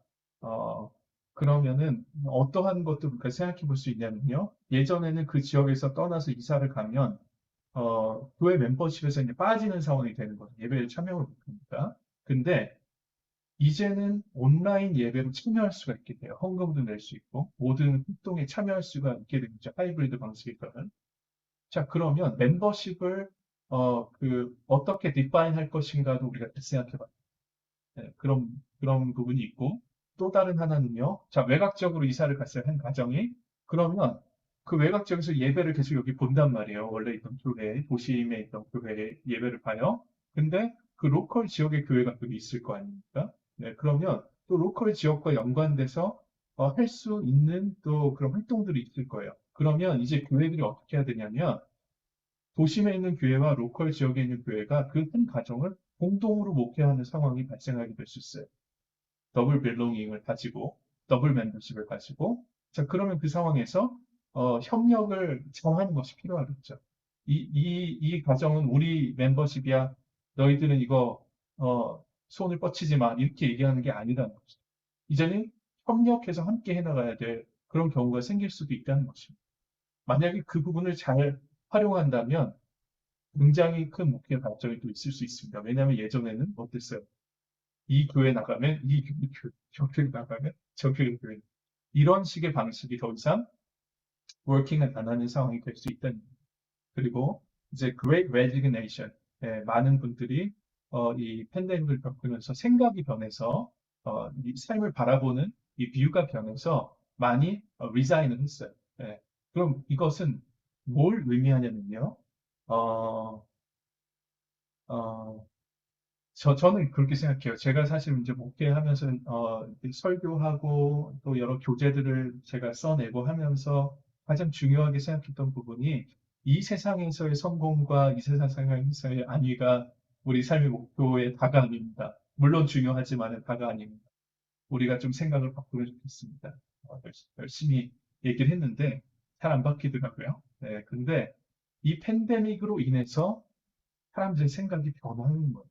아, 돈 버는 게 다구나. 아, 더 많은 시간 일하는 게 다다. 아, 우리가 이렇게 안위를 가지고 평화롭게 살아야죠. 그냥 편안하게, 편리하게만 사는 것이 다가 아니구나라는 걸 사람들이 깨달았단 말이에요. 네. 성장주의 일변도에서 삶의 질을 생각하는 단계로 변하고 있어요. 네. 변화가 급속하게 일어나고 있습니다. 저는 이것이 또 교회의 새로운 역할이 필요한 부분이라고 생각합니다. 네. 자, 그래서 이 팬데믹 시대에 예전에는 없던 변화들이 생기고 있어요. 그것이 목회적인 요구로 교회에 다가오고 있습니다. 그래서 이 변화들을 어떻게 발전적으로 해석하고 창조적으로 구현해내는가에 이 포스트 팬데믹 시대 교회 운명이 달려있다고 생각할 수 있습니다. 자, 두 번째로는 다문화 목회를 제가 말씀드리고 싶어요. 자, 어, 이 대개 학계에서는 외국인 인구가 한 나라의 전체 인구의 5%를 넘는 다문화 사회를 분류합니다. 미국은 진작부터 다문화 사회고, 한국이요. 한국 통계청의 그 자료를 봤더니 2025년 정도에 외국인 인구가 약 5.1%가 된다라고 합니다. 다시 말하면 이미 한국은 다문화 사회 진입을 했다는 것이죠. 네. 그래서 생각보다 한국은 굉장히 빠르게 변화하고 있습니다. 자, 미국의 한인교회는 이 이민자 사회와 깊은 영향을 주고받으면서 발전해 왔죠. 근데 최근에 이제 새롭게 오는 이민자 수의 감소로 인해서 한인교회는 정말 이 존폐 위기를 맞이했습니다. 그리고 최근에 이제 미국으로 이제 이민 오고 있는 사람들을 보면요, 이 젊으신 분들이요, 1980년생, 2000년대생들이요. 네, 이분들을 우리가 뭐라고 불러요? 밀레니얼 세대라고 부르죠. 이분들은 어, 한국의 이렇게 촘촘히 관계로 연결된 그런 문화를 그렇게 좋아하지 않을 것 같아요. 개인 프라이버시와 자유로움을 중시하기 때문이죠. 그래서 그분들이 이제 미국에 오면요, 한인 사회와 연결될 수 있는 일은 가능한 피하고 싶어요. 네, 제가 경험한 바에면 LA에서 제가 목회하고 경험한 바에요. 그리고 예전에는 미국에 새로 이제 이민을 오게 되면은 이 교회 안에서 모든 정보를 다 받아야 됐어요. 그렇죠? 네. 그런데 이제는 새로 오신 분들이 기존에 여기 20년 살고 계신 분들보다 더 많은 정보를 더 정확히 알고 있어요. 인터넷의 발달을 위해서. 네. 자, 그래서 이 젊은 세대들이 교회에 오지 않습니다. 본인이 원하지 않으면 교회에 오지 않아요. 대부분의 한인 교회들은 그리고 또 어떻게 됐습니까? 2세, 3세, 이 다음 세대 목회에 어려움을 겪어왔어요. 네, 그래서 지금 결과적으로 어떻게 되어 있냐면 대부분의 미주 한인 교회는 고령화되고 있습니다. 이 흐름은 되돌이킬 수가 없어요. 네. 자, 그래서 제가 한 3, 4년 전부터 제가 함께 이야기를 나누는 그 목사님들 그룹이 있는데 그분들에게는 이렇게 얘기를 했어요. 그 1970년대, 80년대 그 second immigration wave로 미국에 오신 분들, 그분들의 mobility 이슈가 생기는 약 한 10년 후쯤이 되면 정말 많은 한인 교회들이 문을 닫게 될 것이다. 라고 이제 제가 이야기를 했는데, 어, 제가 여기 LA 쪽에 지금 있거든요. 클레어몬트가 LA 카운티의 제 끝쪽에 있습니다. 근데 이 미국 LA 한인타운 지역의 2022년도 초에 통계를 제가 봤어요. 근데 어, 팬데믹 이전과 비교해서 이 LA 한인타운의 약 37%의 한인 교회들이 문을 닫았어요. 이게 막 퍼블릭하게 막 얘기되진 않지만 저는 앞으로 한 1년 내에 한 40%에서 45%까지 더 올라갈 거라고 생각합니다. 거의 반절에 해당하는 LA 한인타운 앵의 교회들이 문을 닫게 되는 거죠. 근데 이거는 이미 예견되어 있는 문제도 있어요. 네. 어, 자, 그래서 이 한인 교회가 굉장히 큰 문제에 지금 직면을 했는데 제가 이제 뭐 한인교회뿐만 아니라 우리 그 백인 교회들도 마찬가지로 비슷한 문제를 지금 겪고 있어요. 고령화 문제로 인해서. 자, 그래서 이걸 제가 이렇게 봤더니 intergenerational ministry 세대가 목회에 대해서만 이야기해요. 근데 제가 생각하기에는 우리가 lost generation, 10대에서 40대 잃어버린 세대라고 부르는 그분들은 교회에 올 가능성이 굉장히 적습니다. 그 기존의 교회에 올 가능성이 말이죠. 그러니까 새로운 가능성을 우리가 메타버스 교회를 통해서 그분들에게 다가가는 게 작전이 되는 거겠죠. 근데 어, 세대 간 목회에 집중할 것이 아니라 제 생각에는 multicultural ministry, 다문화 목회 혹은 intercultural ministry, 교차문화 목회에 우리가 더욱 집중을 해야 됩니다. 한인이 아닌 다른 인종, 다른 언어, 다른 문화, 다른 피부색을 가진 하나님의 자매, 형제들과 함께 교회를 이루는 이런 교차 문화 목회를 해야 합니다. 한국인, 한국어, 한국 문화에만 머물러 있으면 미주 한인 교회의 미래는 굉장히 불투명. 네. 어, 일단 거기까지 말씀을 드리겠습니다. 제가 그 멀티컬처럴 미니스트리를 했기 때문에 이거에 대해서 할 말이 사실 굉장히 많습니다만 다음 내용도 있기 때문에 일단 여기서 넘어가겠습니다. 자, 세 번째로는 생태적 감수성과 생태적 목표에 대한 이야기를 드릴게요.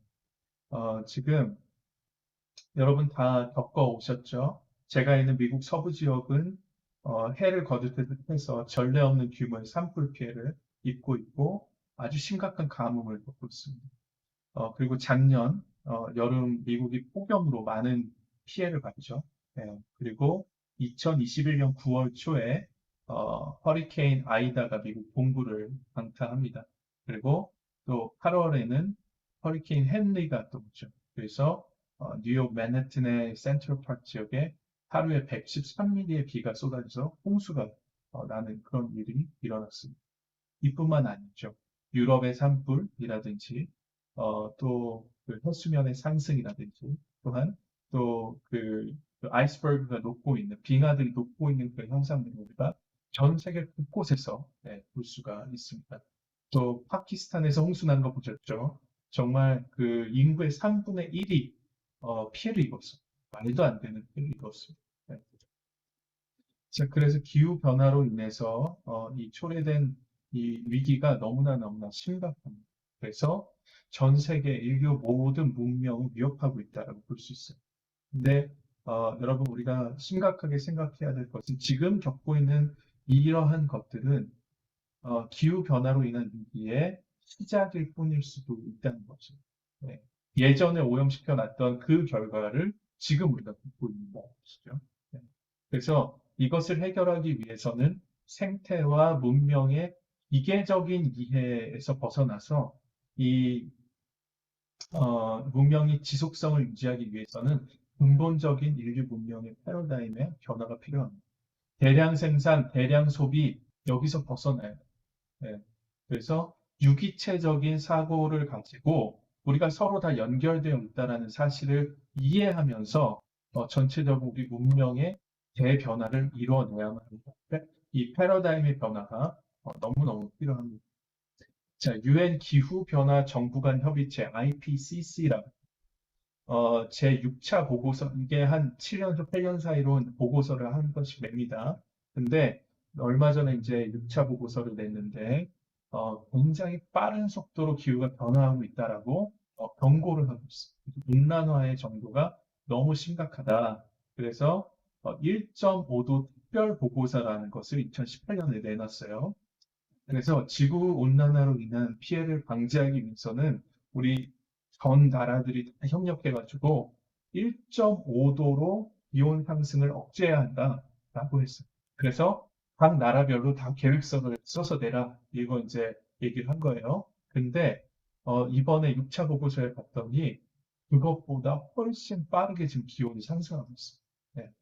1.5도는 어림도 없어질 것 같아요. 네, 지금 보면. 그래서 현실적으로는 2.6도에서 3.8도 사이가 될 것이다라고 이야기. 여러분 그러면요 굉장히 너무너무 심각한 피해를 우리가 모두 다 입게 될 겁니다. 전 지구적으로.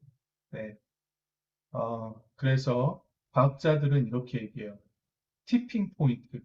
그 시리어스한 그 시점을 지나는 것이 바로 2022년에서 2025년 사이다. 우리가 살고 있는 시점. 이 시점에 우리가 아주 그 드라마틱한 변화를 일으키지 않으면 앞으로 우리 인류는 굉장히 큰 어려움에 처할 수밖에 없다라는 이야기를 합니다. 2008년에 세계적인 환경 저널리스트이자 사회운동가인 마크 라이너스가 6도의 악몽이라는 책을 써요. 근데 이 사람이 이제 이야기하는 게 뭐냐면은 1도가 올라갈 때 어떠한 일들이 생기는가를 이제 시나리오를 이제 쓴 거예요. 네. 그래서 썼는데 굉장히 충격적이에요, 사실. 그래서 이 6도라는 것은 뭐냐면 6도까지 상승하면 이거는 그냥 멸종이다, 대멸종이다라고 이제 이야기를 해요. 네. 그래서 우리가 알고 있는 모든 세계가 붕괴한다라고 이야기를 합니다. 네. 그 굉장히 심각한 상황에 우리가 처해 있다. 자, 이러한 이제 전환을 그래서 우리가 일으켜야 되는데 이게 생태학 연구를 하거나 분절된 환경 운동에 국한되지 않아요. 우리 인류가 지금껏 살아온 하나의 문명으로서 집단적인 지식을 사용해서 집단적으로 바라봐야 돼요. 인간 사회 관점에서 바라봐야 돼요. 사회적이고 역사적이고 철학적이고 종교적인 사고의 시스템을 통해서 문명의 관점에서 근본적인 질문들을 던져요. 문명의 패러다임의 전환이 필요한 거죠. 네, 그래서 이게 과학기술적인 사고만을 가지고 논할 수가 없는 거예요. 네, 저는 여기에 바로 철학적인 답이 필요하고 종교적인 답이 필요하다고 생각합니다. 그것이 바로 우리의 역할이라고 생각하는 것이죠. 인간의 본질과 삶의 목적, 인류애와 협력, 인간과 자연의 관계, 신에 대한 인식에 대한 이러한 문제들은 과학이 답을 주지 않아요. 이것은 바로 종교가 대답해야 될 영역입니다. 그래서 문명의 전환을 위해서 우리 교회는 바로 이러한 종류의 질문들에 적극적으로 답을 해나가야 돼요. 그래서 우리가 가지고 있는 것이 뭡니까? 바로 신학적인 이해들, 창조론, 종말론, 구원론, 인간론, 자연신학적인 관점을 가지고 이에 대해서 신학적인 답변을 해나가야 합니다. 이것이 너무 중요한 것이죠. 왜냐하면 이것을 과학적에서는 얘기하지 않기 때문에 그래요. 이 시점에 바로 기독교인의 역할이 요구되는 것이죠. 기독교적인 관점에서 기독교인들이 바로 이러한 근본적인 질문들에 대해서 답을 해나가요. 하나님의 창조의 이야기를 통해서 우리 기독교인들이 자연과 환경이 아름다운 하나님의 창조의 일부이고 그 창조의 신비와 아름다움을 즐기고 그리고 그것을 증진시켜 나가는 것도 우리 인류에게 주어진 역할임을 다른 사람들에게도 이해시켜야 합니다. 자연과 환경이 인간의 욕망과 필요를 만족시키는 대상이 아니라 인류와 같은 하나님의 창조물로서 관리되고 지켜져야 할 필요가 있다는 것을 이해해야 된다. 기독교인들이 종말론에 대한 기독교적인 이해를 통해서 하나님의 궁극적인 구원이 이 자연 세계, 피조 세계와 더불어 새로워짐을 통해서 오는 것임을 알려야 되는 것입니다. 하나님의 창조의 동역자로서 인류는 이 일에 함께 하도록 부름받은 존재임을 우리가 깨달아야 합니다. 우리의 일입니다. 남의 일입니다. 저만의 일이 아니라 우리 여러분 모두와 함께 해야 됩니다. 왜냐하면 제가 혼자 해보니까 안 되더라고요. 네. 이것은 같이 해야 되는 일임에 분명합니다. 예수 그리스도의 우주적인 성만찬이 바로 우리 인류의 구원뿐 아니라 온 창조 세계의 구원을 함께 이야기하고 있음을 우리가 깨달아야 합니다. 이것이 저는 굉장히 중요한 부분이라고 생각을 합니다. 자, 그래서 이 팬데믹 시대의 경험을 통해 우리는 이, 이 전염병도 또 기후 위기도 우리 인간이 촉발시킨 것임을 우리가 알게 됐죠. 그래서 이 전 지구적인 착취 시스템을 우리가 이제는 그만 던져버리고 새로운 시스템을 가지고 시작을 해 나가야 합니다. 그래서 이러한 노력을 우리가 함께 해 나가야 될 필요가 있다는 말씀을 제가 드리면서 넘어가겠습니다. 자, 그러면 포스트 팬데믹 시대에 우리가 과연 어떠한 서제스천을 할 수 있겠는가를 말씀을 드리겠습니다.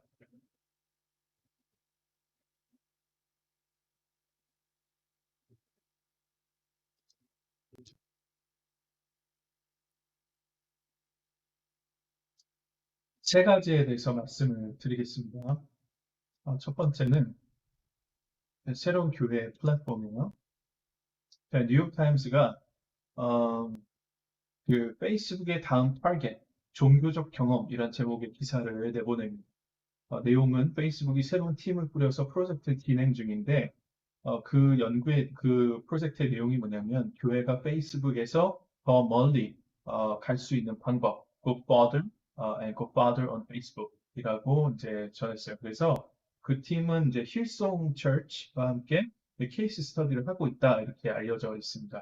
그 페이스북이 하려는 게 뭐냐면 교회, 이슬람 성전, 유대교 회당, 불교의 사찰, 그런 모든 종교 기관들이 페이스북이 제공하는 종교 플랫폼 안에서 종교적인 삶을 그 안에서 구현할 수 있는 가상의 공간을 제공하는 것을 목표로 한다.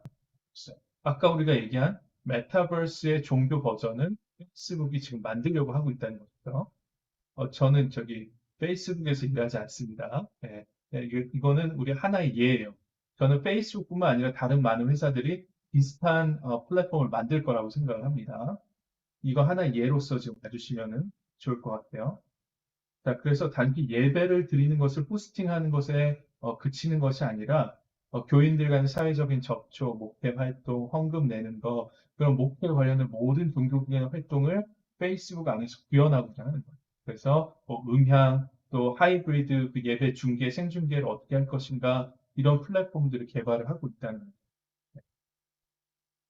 자, 그래서 이 페이스북을 통해서 새로운 가능성들을 우리가 한번 생각해 볼 수 있다는 것이죠. 그래서 온라인과 오프라인이 결합된 하이브리드 방식의 예배와 종교 활동을 사실은 개교회가 이것을 직접 구현하기에는 굉장히 어려운 말씀입니다. 근데 만약에 페이스북에서 제공하는 이런 서비스를 통해서 우리가 사용할 수 있다면 그럼 굉장히 도움이 될 수도 있겠다라고 생각을 해보는 것이죠. 어, 자, 한국에서 실시된 대한예수교 장로회 총회와 목회데이트 연구소, 또 한국기독교 언론 포럼이 실시한 2021년 한국교회 코로나19 추적 조사의 결과에 의하면 온라인 예배에 대한 한국 성도들 만족도가 83%가 넘는데요. 그리고 온라인 교회가 생길 경우에 참여하겠다는 비율이 약 50%에 해당합니다. 보수적인 성향을 가진 한국 교회에서 이렇게 많은 퍼센티지가 나왔다는 것을 우리가 주목할 필요가 있습니다. 이런 시점에서 페이스북은 이용자들의 그 여러 사회적, 정치적인 삶을 자신들의 플랫폼에서 하도록 이끌었던 것과 같이 종교인들도 종교를 경험하는 방식을 안에서 만들 수 있다라고 생각을 하고 일을 하고 있어요. 그래서 종교 기관과 소셜 미디어는 근본적으로 인간과 인간의 연결을 중요하게 다루기 때문에 서로 잘 어울린다. 이러한 생각을 가지고 이제 진행을 하고 있는 것입니다. 그래서 우리의 희망은 언젠가 사람들이 가상현실 공간에서 종교 활동과 예배를 주최하고 증강현실을 교육도구로 사용해서 자녀들에게 신앙 교육을 하는 날이 오는 것입니다라고 그 담당자인 그 셰릴이 이렇게 이야기를 하는데 굉장히 현실적으로 들린다고 저는 생각을 합니다. 자, 그래서 이 페이스북뿐만이 아니라 다른 수많은 플랫폼들이 앞으로 종교 플랫폼들이 나오게 될 것입니다. 그럴 때 우리 그 각자 교회의 세팅과 컨텍스트에 맞춰서 떤 것을 고를지는 이제 결정을 해야 되는 것이겠죠. 근데 이러한 것에 도움을 교회가 받을 수 있다면 저는 굉장히 이것은 좋다고 생각을 합니다. 디지털라이트된 세상에서 효과적으로 소통하고 관계를 맺을 수 있고 목회의 필요를 충족시킬 수 있는 그런 메타버스로의 전환이 가능한 플랫폼의 도움을 받을 수 있으면 교회가 앞으로 나아가는 데 도움이 될 수가 있겠다라는 그런 생각을 합니다. 뭐 이렇게 리소스가 많은 교회들은 그런 것들을 본인들이 만들 수도 있겠지만 그렇지 않은 교회들은 기존에 있는 플랫폼들을 사용할 수 있는 그런 방법이 더 낫겠죠. 자, 두 번째로 말씀드릴 것은 파괴적인 혁신이라는 개념입니다. 자, 하버드에서 그 티칭하고 있는 클레이튼 크리스텐슨 교수가 혁신 기업의 딜레마라는 책에서 파괴적 혁신이라는 개념에 대해서 이야기를 합니다. 어, 이 크리스텐슨이 이야기하는 이 파괴적 혁신의 개념은 이래요. 그러니까 기존에 성공한 기업이 있어요. 그 필드에서. 근데 그 성공한 기업은 늘 더 빠르고 더 최신의 그 기술 발전에 주목을 하게 만듭니다. 그래야 계속 그 성공을 이어갈 수 있다고 생각을 하기 때문에 그래서 이 성공한 기업들이 거들떠보지 않는 기술들이 생기게 됩니다. 기술적으로 약간 단순한 것, 그리고 기존 제품에 비하면 약간 좀 더 러프한 것, 더 간단한 그런 제품들이죠. 근데 이거를 그 공룡 회사들이 건드리지 않기 때문에 작은 회사들이 이거를 잘 제품을 만들면은 잘 팔릴 수도 있을 것 같은데 라는 생각을 가지고 그 가능성을 보고 시장에 뛰어들어서 그것을 팔고 입지를 구축하고 결국엔 점점 더 커 나가서 기존의 그 1위 회사를 뒤엎는 그러한 혁신을 이루게 됩니다. 이것을 이제 파괴적인 혁신이라고 이야기를 해요. 그래서 그 큰 회사는 어떤 문제가 있냐면 규모가 큰 만큼 시야가 좁아지고 움직임이 둔해집니다. 네, 그러한 문제가 있는 것이죠. 네, 그래서 아이디어를 죽여버리는 결과들을 가지고 오게. 자, 그래서 우리가 생각해보면 필름 그 카메라에서 디지털 카메라로 넘어오는 과정도 그 하나가 될 수 있어요. 원래 디지털 카메라가 그 필름 카메라 회사에서 일하던 사람이 개발한 거예요. 이미 가지고 있었어요. 근데 이걸 필름 카메라가 여러 가지 이유로 그거를 디지털 카메라 만들지 않는 거죠. 그리고 또 넷플릭스가 원래는 DVD를 대여하는 사업에서 시작을 했죠. 근데 스트리밍 서비스로 넘어왔어요. 그리고 또 생각을 해보자면 노키아와 애플을 한번 생각해보세요. 옛날에 노키아가 1위였죠. 근데 그걸 애플이 차지를 하고 있죠. 그리고 얼마 전에 이제 단종된 블랙베리. 한동안 블랙베리가 또 1위였던 적이 있어요. 근데 블랙베리와 아이폰의 비교를 한번 해봤어요. 또 우리가 지금 또 겪고 있는 변화 중에 하나는 자동차 산업. 기존에 엔진이 들어간 내연기관 자동차 산업과 전기차 산업. 그 다음에 또 이걸 생각해 볼 수 있죠. 나사와 스페이스X. 민간 기업이 우주 산업을 할 거라고 생각을 우리가 못했었죠. 자, 이러한 여러 가지 그런 산업의 발전들이 있습니다. 그래서 변화를 놓치거나 이 파괴적인 혁신에 빠르게 대응하지 못하는 기업은 결국에는 몰락하게 될 수밖에 없어요. 그럼 몰락하지 않으려면 시장에서 기술의 전환이 시작되고 시장의 요구의 변화가 일어날 때 그 기술의 변곡점이라고 합니다. Point of Inflection이라고 하는데 그 기술의 변곡점을 지날 때 새로운 기술을 예상하고 적절한 시점에 그 기술로 전환을 해야 됩니다. 자, 근데 말은 그렇게 우리가 할 수 있지만 이게 뭐가 어려울까? 이 파괴적인 혁신을 이루는데 뭐가 어려울까요? 굉장히 어렵거든요. 왜냐하면 1위 기업이요. 기존에 자기들이 잘하던 것, 그동안 회사의 주요 사업이었던, 그동안 회사가 돈을 주로 벌어왔던 곳을 포기해야 돼요. 스스로. 그것을 스스로 파괴하지 않으면 이게 새로운 기술로 이렇게 넘어갈 수가 없는 거죠. 어느 시점인가는 양쪽을 다 유지할 필요가 있겠지만 어쨌든 그러한 문화가 있지 않으면 이게 현실적으로 가능하지 않다는 것이죠. 네. 자, 그러면 파괴적 혁신의 개념을 교회에 적용해도 마찬가지입니다. 다시 말해서 기존에 잘 됐던 것, 기존에 이 교회가 큰 성공을 거두었던 것, 그 방식을 그대로 유지하려고 하다 보면 결국 사람들의 생각의 변화, 생활 패턴의 변화, 팬데믹으로 인한 변화, 기술의 발전으로 인한 변화 등에 적응하지 못하고 시대 뒤로 밀려날 수밖에 없는 상황이 올 수 있다는 거죠. 그러니까 일단 다 내려놓고 다시 생각해 보는 시간을 계속해서 갖는 것이 굉장히 중요하다는 거예요. 자, 우리 교회는, 우리 개신교회는 이 정신의 위에 지어졌어요. 그게 뭐냐면 reform and reforming. 개혁되었고 계속 개혁되어지고 있는 교회라는 의미. 이것이 종교개혁의 모토입니다. 네, 파괴적인 혁신의 개념과 이 Reformed and Reforming이라는 우리 개신교의 모토는 저는 매우 잘 어울린다고 생각합니다. 종교개혁가 마틴 루터가 95개조 반박문을 내걸은 그 순간이 바로 파괴적 혁신의 순간이었던 거죠. 그래서 변화가 일어났습니다. 전혀 변할 것 같지 않던 그 교황권이 추락하게 되고 이 도시 국가가 발전하게 되고 그 상황들과 맞물리면서 개신교가 태어나게 된 것이죠. 네.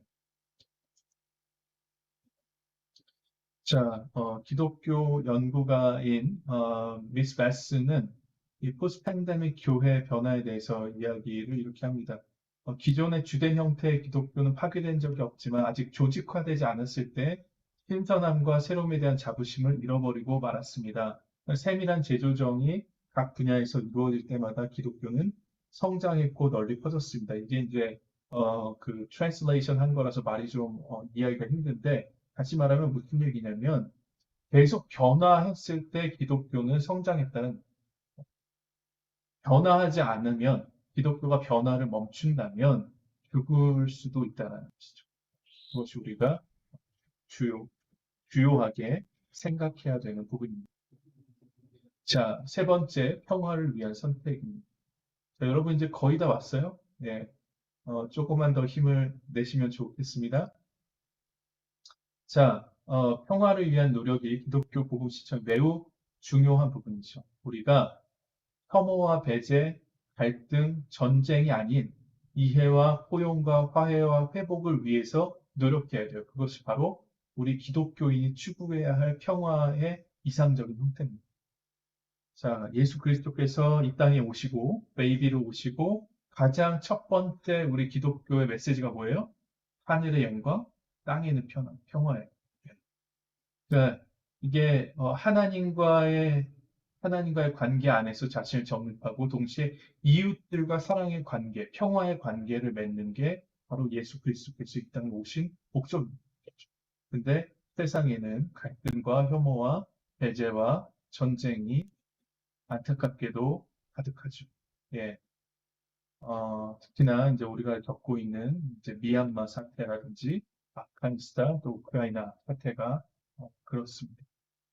근데 이제 뭐 미얀마 사태를 보면 우리가 예전에 한국 문화에서의 경험이 있기 때문에 더욱더 안타까움이 느껴지죠. 그런 것들이 있고, 어, 예, 여러 가지 제가 더 말씀드릴 수 있지만 좀 간단하게 넘어갈게요. 자, 그리고 우리 한국은 또한 분단 상황을 겪고 있죠. 그래서 분단이 이념화되고 제도화되어 버렸습니다. 이러한 한국 사회는 오늘에 이르기까지 정치, 경제, 사회, 문화 제도에 그 분단의 영향을 받을 수밖에 없는 상황이 되어버렸죠. 그래서 구조적 모순과 병리적 현상으로 고통받고 있는 이 한국 사회 병증으로부터 우리 교회도, 한인 교회도 자유롭습니다. 그래서 저는 이렇게 생각합니다. 교회가 갈등과 혐오와 배제의 언어를 적극적으로 받아들여서 내면화하는 모습을 벗어나야 합니다. 그래서 예수 그리스도께서 우리에게 명하신 평화를 이루는 교회가 되어야만 한다. 이렇게 저는 신학자로서 목사로서 생각을 합니다. 그래서 우리 한인 교회들이 이 낡고 병든 정치적인 이데올로기적 프레임에서 벗어나서 한반도의 평화뿐만 아니라 세계 평화의 어젠다를 우리가 만들어가야 한다라고 저는 생각을 합니다.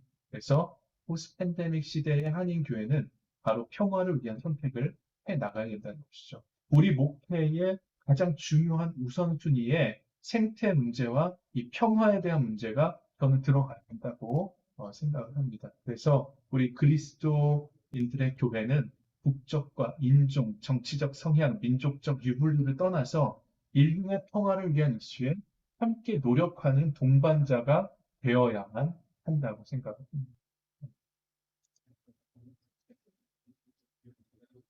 미주 한인 교회는 그 처한 컨텍스트가 있기 때문에 이 미국에 살고 있잖아요. 그래서 미국은 이 전 세계 강대국 중에 강대국이기 때문에 여기서 우리가 할 수 있는 역할이 더 있다. 저는 그렇게 생각을 합니다.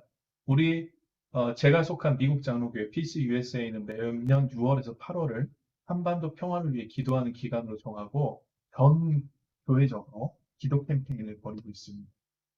또 2017년에 평화사절단을 대한민국에 파견해서 이 1950년에 한국전쟁 당시 벌어진 미군의 노근리 학살 사건에 대해서 사과하고 참여하고 또 기념관을 건립한 그런 일을 어, 해왔습니다. 그리고 이제 저는 그 미국 장로교회 목사와 교인들로 이루어진 미국 장로교 한반도 평화연대 PPNK (Presbyterian Peace Network Korea의 대표를 2년간 역임을 했습니다. 여기에 우리 저기 메토디스트 장로님도 한분 계세요. 한국분 아니시고 미국분이신데 이게 뭐 프레스비테리안이라고 되어 있지만 여러분도 다 참가하실 수 있으니까 뭐 우리 하나님께서 여러분에게 지금 말씀하시는 분들은 저에게 연락을 주시면 다음 모임에 제가 초대하도록 하겠습니다. 또 이 미국 장로교회는 평화 펠로십이라는 게 있어요. 프레스비테리안 피스 펠로십. 거기서도 저희가 자꾸 이 한국 평화를 위해서 우리가 더 얘기해야 된다, 얘기해야 된다 이렇게 계속 찌르고 있습니다. 그리고 또 코리아 피스 어필, 한국 교회 협의회와 함께 활동을 또 하고 있습니다. 네. 이런 여러 가지 이제 활동들에 저희가 할 수 있는 건 제한적이니까 이러한 활동들을 하는 것이죠. 네.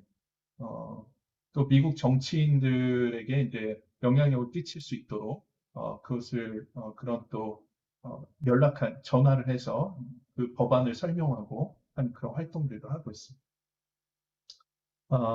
여러분 이 팬데믹은 한 사람이나 한 나라가 통제할 수 없는 것이죠. 평화도 마찬가지입니다. 모든 인류가 함께 노력해야 합니다. 생태 문제도 마찬가지입니다. 이 문제도. 그래서 포스트 팬데믹 교회는 이 모든 것들을 넘어서서 이 정말 평화의 관점에서 우리가 프라이어리티를 가지고 노력해야 한다라는 부분을 이야기하고 싶습니다. 이것이 바로 우리 그 기독교에서 이야기하는 샬롬의 관점이죠. 네, 모든 사람들이 모든 공동체가 함께 평안한 그런 상태. 전쟁이 없는 상태가 평화가 아니에요. 샬롬은 모든 공동체의 평안이 있는 상태가 평화입니다. 여러분 우리가 평화를 잃으면 정말 모든 것을 잃게 됩니다. 우리는 1990년 그 한국 전쟁으로 이미 그것을 경험했죠. 예, 평화에 우리가 앞장을 서는 한인 교회가 되면 참 좋겠습니다. 자, 그럼 이제 결론 부분으로 들어가겠습니다.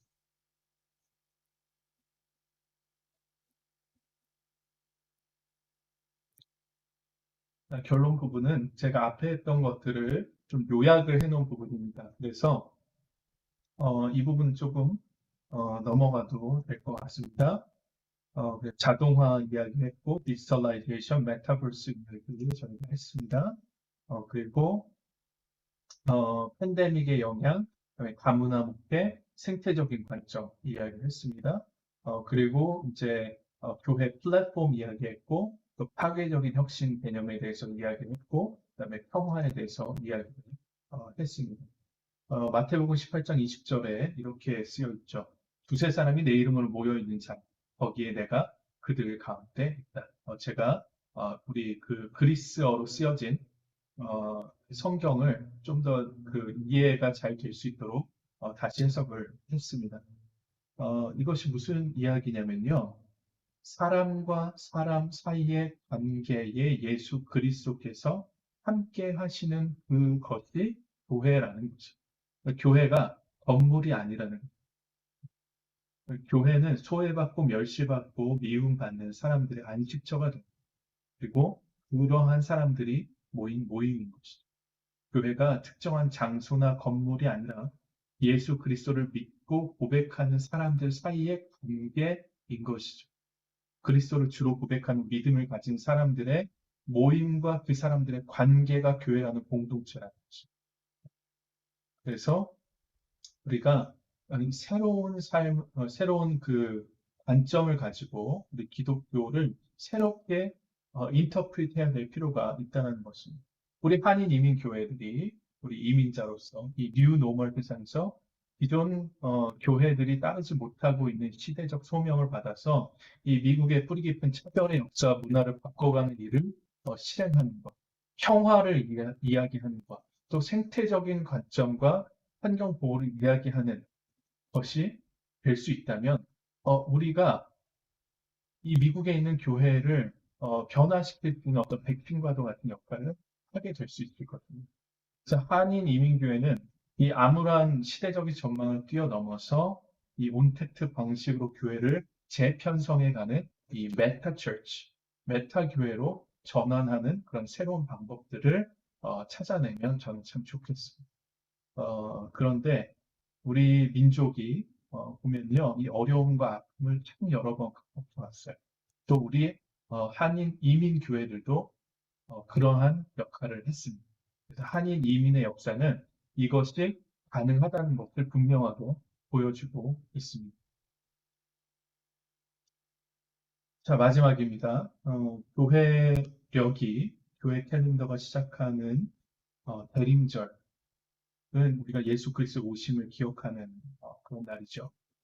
그 대림절의 핵심 메시지는 하나님께서는 절망적인 상황에도 누구도 이전에 상상하지 못했던 방식으로 우리를 구원하신다라는 거예요.